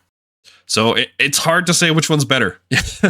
I don't know. The potential of Infernal Gateway is really high, but it also requires a lot of investment, and I think the unique plays that you get out of the Lore of Change, like the subtle effect of -1 to wound and Transform to Spawn, like, these things add up. They make big differences in the game. And I feel like Infernal Gateway, people will learn how to play around it. They will find the weaknesses and they will exploit them. I feel like it's a lot harder to stop the spawn plays and the -1 to wound plays and the Fold Reality plays. What do you think, though? Is one lore better than the other in your eyes? They both have their strengths and weaknesses. Like I was saying earlier, like the downside of one lore is not taking the other lore. They open up different playstyles. It really just depends on how you want to play the army at the end of the day. And I've came to that realization recently, where I've been sort of pigeonholing myself to playing a certain way with the lore of Fate. And if I build my list another way, or if I don't focus too much on the Infernal Gateway, then I can open myself up to playing a different style of game altogether with Tzeentch, which excites me. Which is why I'm saying, like, there's so many layers to this book. Mm-hmm. I think it's really impressive that they designed two spell lores that are both interesting and good. Yeah. Well, let's talk Manifestations of Tzeentch. This is the lore that Tzeentch gets access to. It gets a ranking because it's being compared to other spell lores, and I think it makes the other spell lores look terrible. The Manifestations of Tzeentch are so good. They perfectly complement what this army is doing. They're fantastic. Mm-hmm. So let's talk about it. First good thing about it is that they're all surprisingly low cast values. For some reason, Lumineth have a harder time casting spells than the spell casting army, the army that's defined by casting spells, which is cool. Demonic Simulacrum, we've talked about this when we talked about fate maxing. It gets +2 attacks for each fate point. So if you have 20 fate points, that's plus 40 attacks. That's 40. It swings harder than an incarnate. Yeah, it does so much damage, and it has crit mortal, so it's like you roll the hits and that's it. The combat's over, like that's all you need. Burning Sigil of Tzeentch is set up wholly within 18, and it affects units within 9, so you could potentially be doing damage from 27 inches away if you roll the right number. That's the problem with this spell, but it can give you +1 hit, it can give you +1 wound, it can give you run and charge, it can debuff the enemy and hit them and do all sorts of nasty things. None of it's reliable, unfortunately. The best case scenario for me in the debuffing the enemies is to strip them of run abilities, because there's been a lot of times where I've been in a situation where I need to get into something with a slow unit of acolytes, and I've made it so that they can't redeploy.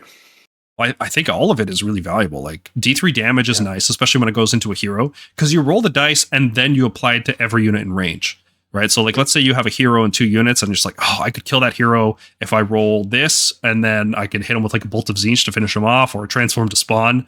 So like, you can resolve this and then make plays based on that. It's like, oh, I didn't roll the damage. Okay, I'll give everything -1 wound, right? Or I didn't roll the damage. I'll give everything -1 hit or +1 wound. Like there's definitely a lot of skill involved with using the spell properly, even though it's random. And Tome of Eyes is the best manifestation in the game, bar none. It allows you to instantly cast a spell from either spell lore. So even though you picked Lore of Fate, you can still do Fold Reality. And even though you picked Lore of Change, you can still do Shield of Fate or Wordflame Haze. Only in your hero phase. You can't use Magical Intervention with this. But the fact that you have access to every spell in your army on your turn is insanely good. This spell is what makes this lore S tier in my eyes. Everything else is just icing on the cake. The fact that it also blocks units from setting up, and it can be set up outside of 3 inches of an enemy, if the upcoming errata is true. We're assuming that an errata from Adepticon is real. It's fantastic spell.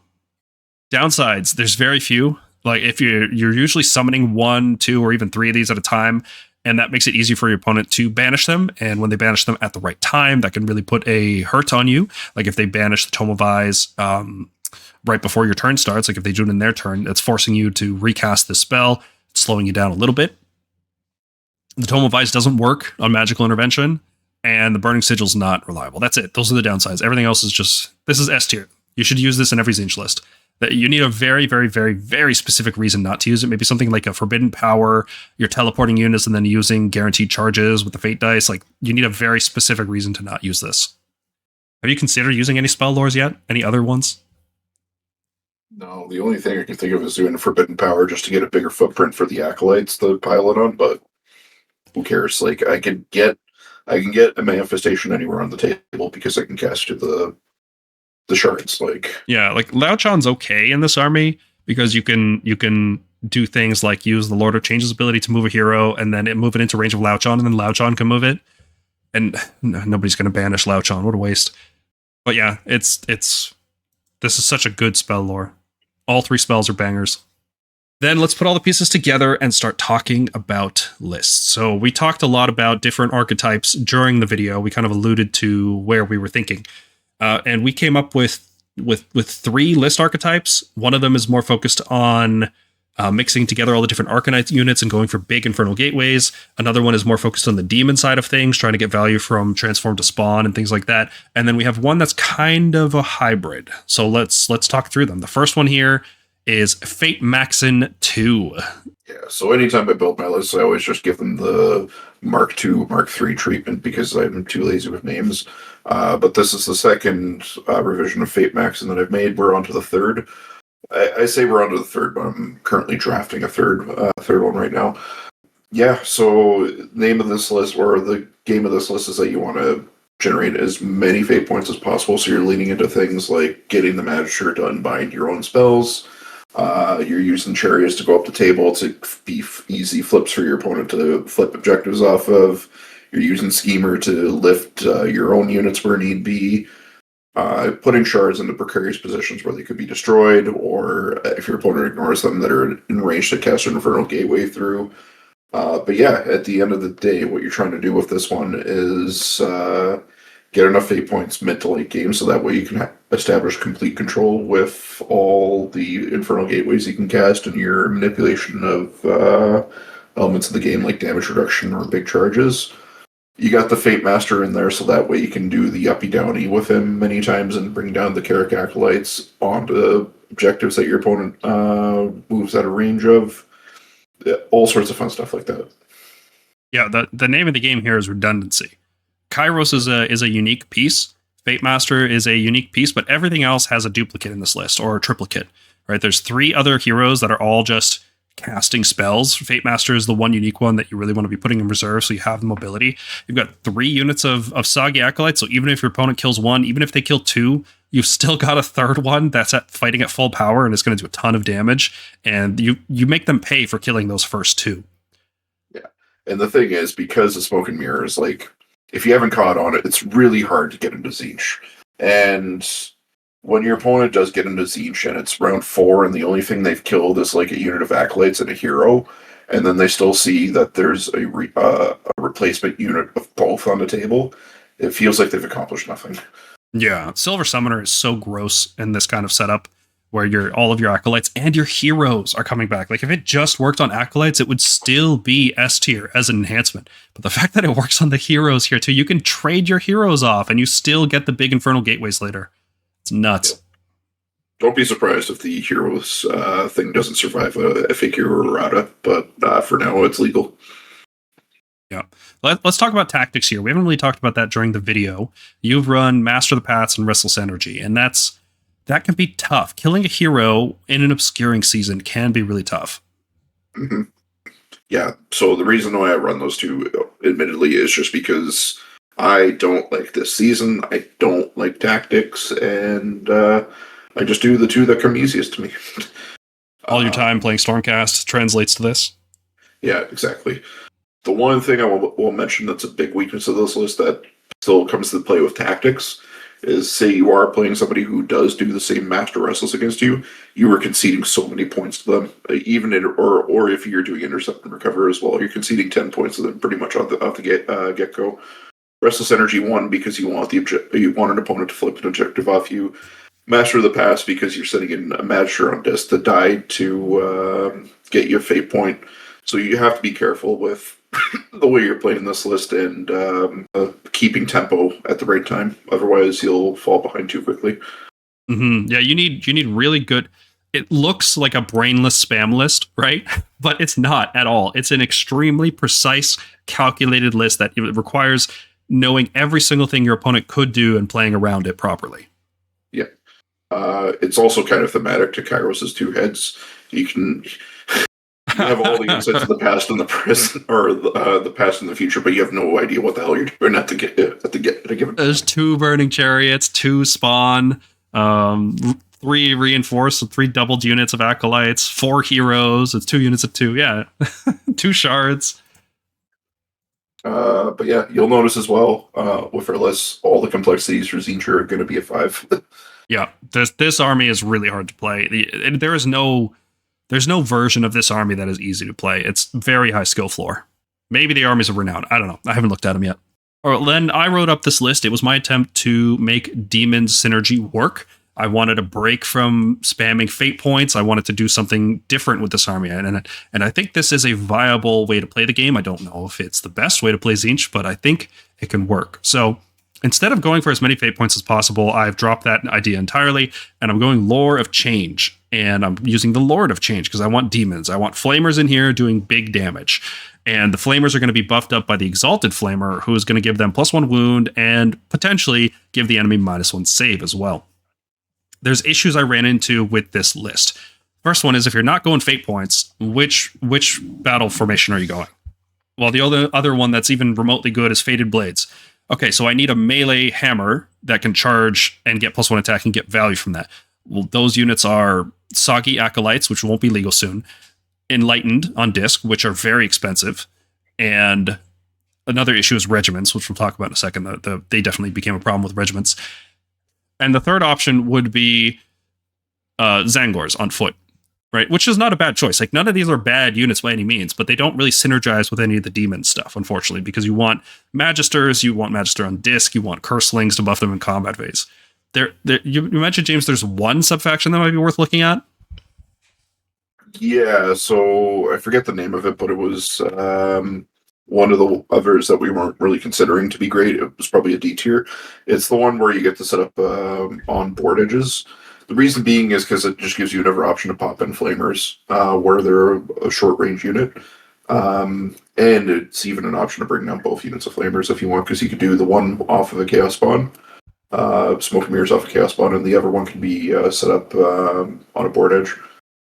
Yeah, you could definitely consider that. I think that would work better once we're out of the obscuring season. I'm not trying to go all in with the flamers here because that's just not a viable way to play the game when people can just walk into obscuring and be immune to your damage. So I think maybe after the season rotates, but after the season rotates, we're going to have a lot of things open up for Tzeentch because the battle tactics are definitely a problem right now. You're giving away a lot of battle tactics just by playing this army in the way that it wants to play. I don't think this book was designed with the seasonal rules in mind. No. So yeah, you might be able to use that battle formation, but I went Fated Blades because I still want a melee hammer.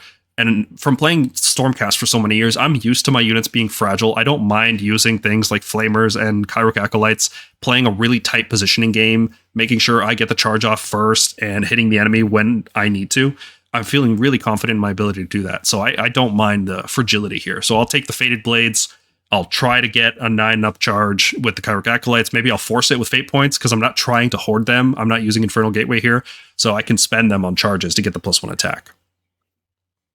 And the cool thing about the Exalted Flamer is that -1 save, if he gets it off, that works on the Acolytes as well. So the damage output from this list is surprisingly scary, even though it doesn't have Infernal Gateways, but it can do this damage at any time, which one of the problems with the Fate Maxing playstyle is that round 1 and 2 are kind of shaky. You don't really have the damage or the ability to put the damage where you need to in that first turn or the first 2 turns. And I think the Flamers really shore up that weakness. And the fact that you can then resurrect the Exalted Flamer, like you can drop down 6 Flamers, Exalted Flamer out of reserve, and then put the Flamers back in reserve and then leave the Exalted Flamer on the table. And then, okay, your opponent kills it, great. You resurrect it with the Lord of Change, you do it all over again. The amount of power you can put somewhere with this list is really scary. And that's not something the other lists we've talked about could do. So it's got double Chaos Spawn because we're running Lore of Change. We want to make sure we have a spawn in reserve at all times. Usually 2 in reserve would be ideal. That way we can always cast Transform to spawn on our turn and then in the enemy turn as well. The Lord of Change is actually taking Silver Summoner because like we looked at the other heroic traits. We're like, no, these are all bad. These are all so bad. There's nothing to be gained here. So I actually went Silver Summoner just so that I could revive the Fatemaster and the Acolytes when they die, and it has no other synergy besides those 3 units. And you know what? Still the best heroic trait in the army. Yeah, Lord of Change becomes a reviving machine at this point.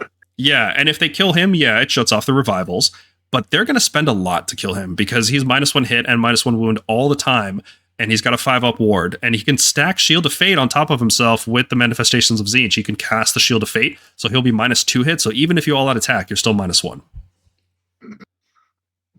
And you're going to get through a lot of Chaos Spawns and Flamers in order to get to him, and a Chariot usually. Changeling is just an efficient caster in this list. I had 20 points left over. I needed to bring demons. One of the problems with the double Flamer, Exalted Flamer setup is that that's 3 regiment slots, and you need to still bring 2 Lord of Change. And you still need to bring 2 Chaos Spawns. So I would love to cut a hero from this list and go down to only 4 spellcasts with Lord of Change and Fatemaster, but I really value having 2 spawn, 2 units of Flamers, and an Exalted Flamer. So this is a very different playstyle than what we showed in the previous list, and I really wanted to work in some pink and blue horrors, but I just couldn't justify it. I needed melee hammers. Silver Summoner is too good. Fatemaster is too good. This is why we say S tier is maybe a problem for balance reasons. Internal balance might be affected by these units being so good. I know Kairic Acolytes are too good, straight up. This unit is too cheap. It should be 150 at least. Yep. Oh, and the list name. So we called it Burning Chariot is 110 points because I had Screamers here, and I realized, hey, I have 20 points left over. That's the exact niche of the Burning Chariot. So here you go, Screamers. You have been upgraded into a Burning Chariot.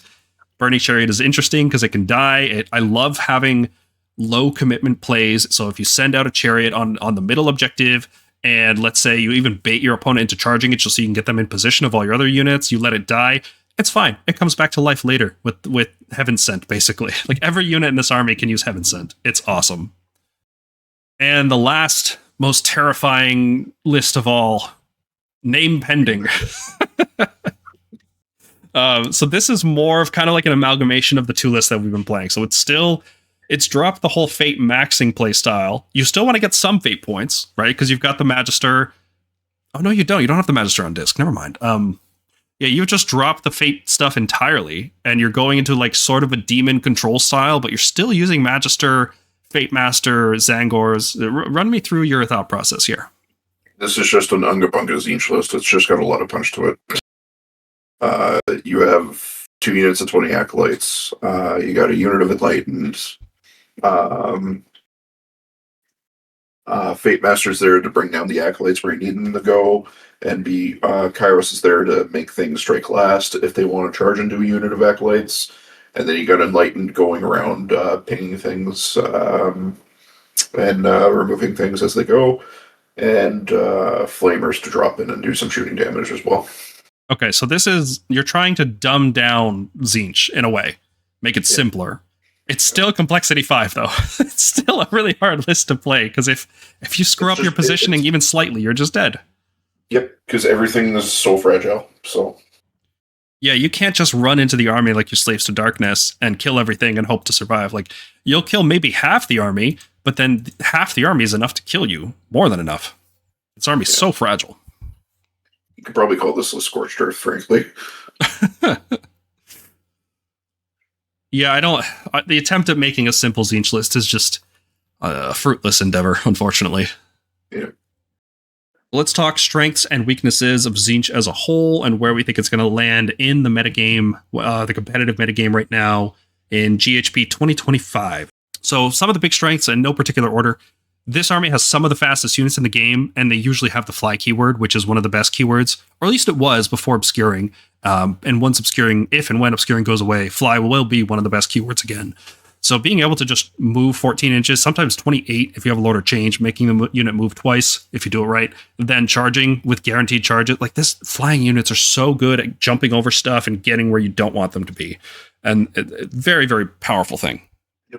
They're extremely mobile. In addition to being one of the faster armies, they have some of the best mobility in the game. And mobility is things like teleports, reserves, retreat and charge, things that let you move freely. That's what we consider mobility. And Tzeentch has got it in spades. Their units are always where they want them to be and never where your opponent wants them to be. You can go back into reserve. You can teleport more than 3 inches away from enemies. The amount of shenaniganry that you can do with this is ridiculous.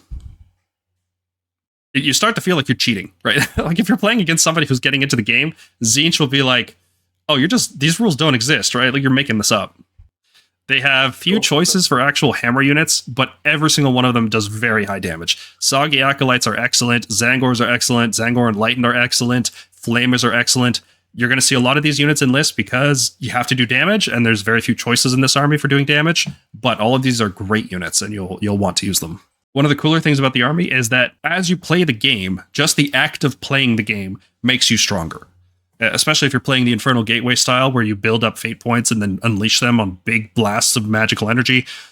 It feels really good to get stronger as the game goes on. Most armies get weaker because you lose stuff, and that gives you less power on the board and less ability to project that power and less options. But it feels like Tzeentch, it maybe starts low and has more options as you go on, or maybe it's about even as you take losses. It gets canceled out by the Infernal Gateway power. Word Flame Haze deserves its own shout out. It is an excellent ability to protect against enemy shooting and magic. It's not so useful right now in Obscuring, but as soon as Obscuring goes away, this ability is going to be ridiculous and people are going to hate it. It is going to define Tzeentch in the meta as an anti-shooting army.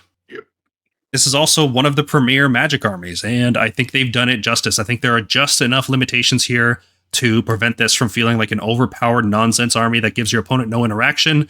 I think the very specific limitations they put in have made it not fun to play against, but at least at top tables, it's not going to feel like an oppressively strong army like it has in the past when they've just overjuiced it. I was worried what casting would look like in 4th edition because we hadn't really seen a proper casting army yet. This and Lumineth are the first ones.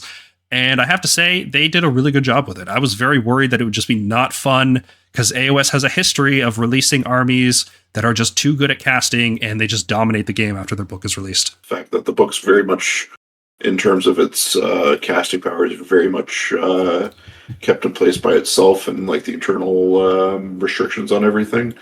But as well as the season as well keeps it very much in check. Yes, we'll talk about that in a bit. I think the biggest thing that I really do think this army is so close to being overpowered, but the current season rules are really unfavorable. Anyway, a few more strengths. Many armies will not or cannot tech to deal with so many wizards. If you're going the Infernal Gateway style, having an unlimited spammable spell, so it really doesn't matter if you unbind it once, like that's just so hard to deal with for a lot of armies. They just don't even have the options to deal with it. Yeah, you can get upwards of 7 casters on range of different targets, and what are you going to do? Like, who are you choosing to not take damage from? Yeah, and even if you kill those casters, they're coming back. 1 per turn. Yep. The skill ceiling is immensely high with this army. I still haven't found it. I think there's still lots to uncover. I feel like the review that we're doing is not giving this book the full justice it deserves. And I know that on a month, 3 months, 6 months, people are still going to be finding new ridiculous things to do with this army. So if you're the kind of player who loves really dedicating to an army and getting the most out of it, this will be a very big treat for you. Weaknesses. I think the biggest weakness, and the most glaring weakness, is that the current seasonal rules are very unfavorable to this army. Despite Soggy Acolytes being the best unit in the book, the fact is that obscuring is a huge deal. This army has a real struggle trying to snipe heroes out with Infernal Gateway or trying to put damage into units when your opponents are obscured is really, really difficult, and that really limits the amount of options that this army can do.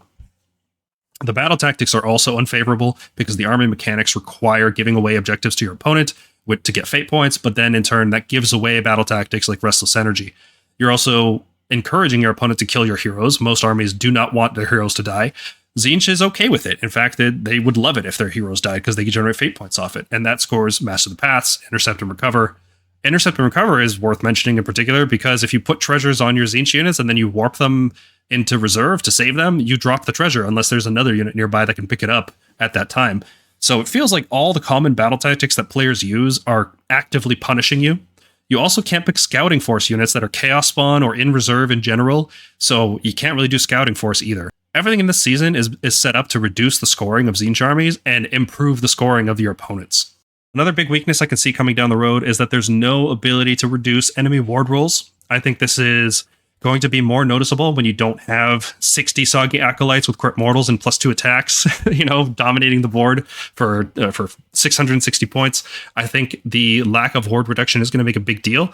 I think armies like Nurgle, maybe even Lumineth, even though they don't have the highest health. The fact that they do get the 5-up wards really reduces the impact of your magic, which is a big deal.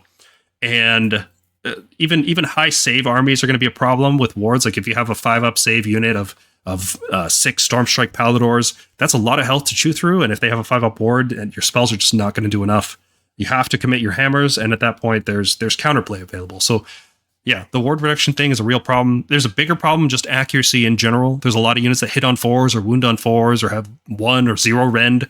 And a lot of that creates opportunities for your opponents to put debuffs in the right place at the right time in order to mitigate your damage. Aside from Kairic Acolytes, the best units in this army can't be revived. We're talking about Tzaangors. We're talking about Tzaangor Enlightened. Flamers can be revived, but it's inefficient. They don't have enough punch when there's only 3 models. And you have to bring a Lord of Change, which is a very expensive piece. And that's unfortunate. So if your opponent can snipe out your best hammer units, like your Tzaangor Enlightened, then you're not going to have a lot of punch left in the later stages of the game. The army is really hard to play. It's fragile and it's complicated, both in terms of micro mechanics, like using your units, putting them in ranges, making sure that you're keeping all your guys in the right ranges at the right times, and also macro mechanics, your board control skills, your zoning potential, knowing how much to conserve and how much to put forward, knowing when to hold and when to fold. It's tough. It's a really, really hard army to play. And on top of all that, you have to understand your opponent's army as well, because if you don't know what your opponent can do, you don't know where to put your own units. It's a really, really hard army to play. Cannot recommend for anyone just getting into the game. If you haven't been playing Tzeentch before now, don't start playing it. Like, this is an army for people who have been playing the army, which is like, yeah, maybe not the best marketing pitch, but I'm not here to sell you the book.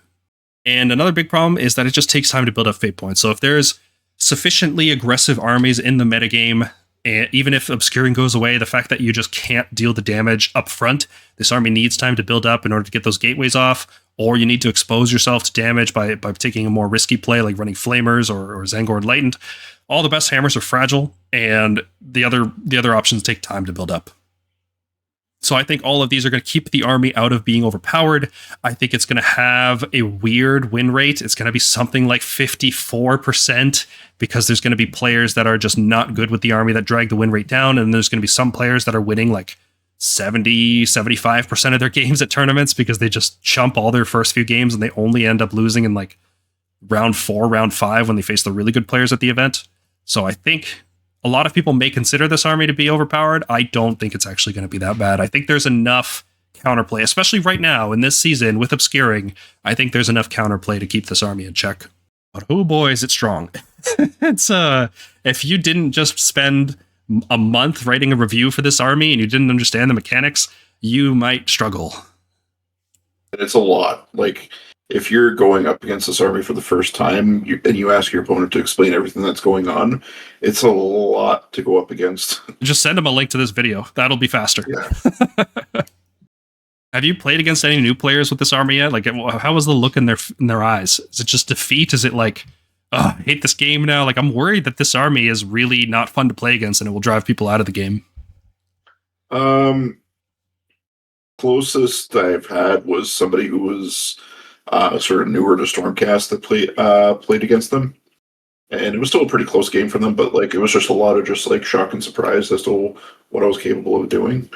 I don't know. I feel for the most part, like, newer players are gonna generally not get paired up into Tzeentch pretty often. And if you're a nice local guy who wants to grow new players, maybe don't throw Tzeentch at them. Hey, welcome to Warhammer Age of Sigmar. I'm going to face you with my tournament Tzeentch army. Yeah. Yeah, that's not a good way to grow the game. But this is a fun army. As a competitive tournament player, I'm very excited about this. Likewise. That'll do it for our review. Hopefully it was worth the wait. We were sort of kind of waiting to see if there was going to be a battle scroll mid-March. And after it didn't drop, we decided to finalize the review. Hopefully this comes out before the errata, at least one day before. Please, God, just once. Just one time we release a review before errata. It just keeps happening so many times. We release something and then bam, there's an errata to it. But this was actually a lot of fun to look into this book. It has dispelled a lot of my concerns that this army was going to be like ridiculously overpowered. it seemed like it on the surface, because when you just look at the abilities in a vacuum, like things like Smoke and Mirrors and the Fatemaster's abilities, they are ridiculously strong. But after very careful examination, all the little tiny cracks in the armor start to show.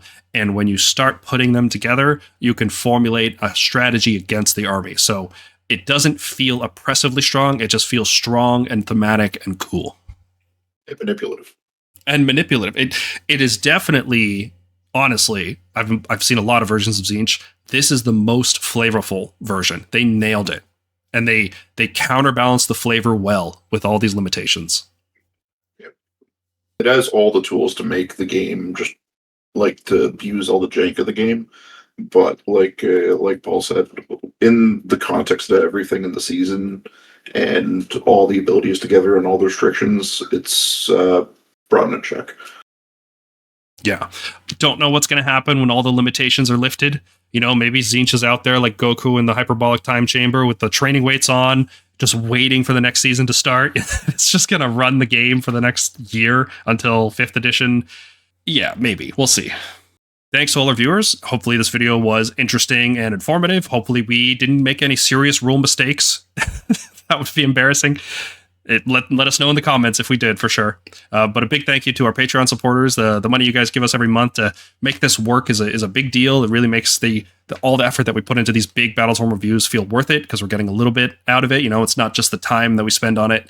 Having a cup of coffee here and there makes it worthwhile. If you think we missed anything or we're lacking in some way, please leave a comment down below. If you want to talk about AOS, join the Stormkeep Discord server. We talk about it all day, every day. And there's been some spicy news lately, so maybe you'll want to come talk about that in the Leaky Pipeline channel. And consider supporting the gang by becoming a member on YouTube or joining us on patreon.com/thestormkeep. For $5 a month, you get early access to all our videos and access to all the slides that we use in these videos. And that'll be it for this video. Thank you, James, very much for doing this review with me, man. It's been a lot of fun digging into your army. Now I know how to beat it. Thanks a lot, sucker. Seriously, though, thanks everybody for watching, and we'll see you in the next one. Take it easy.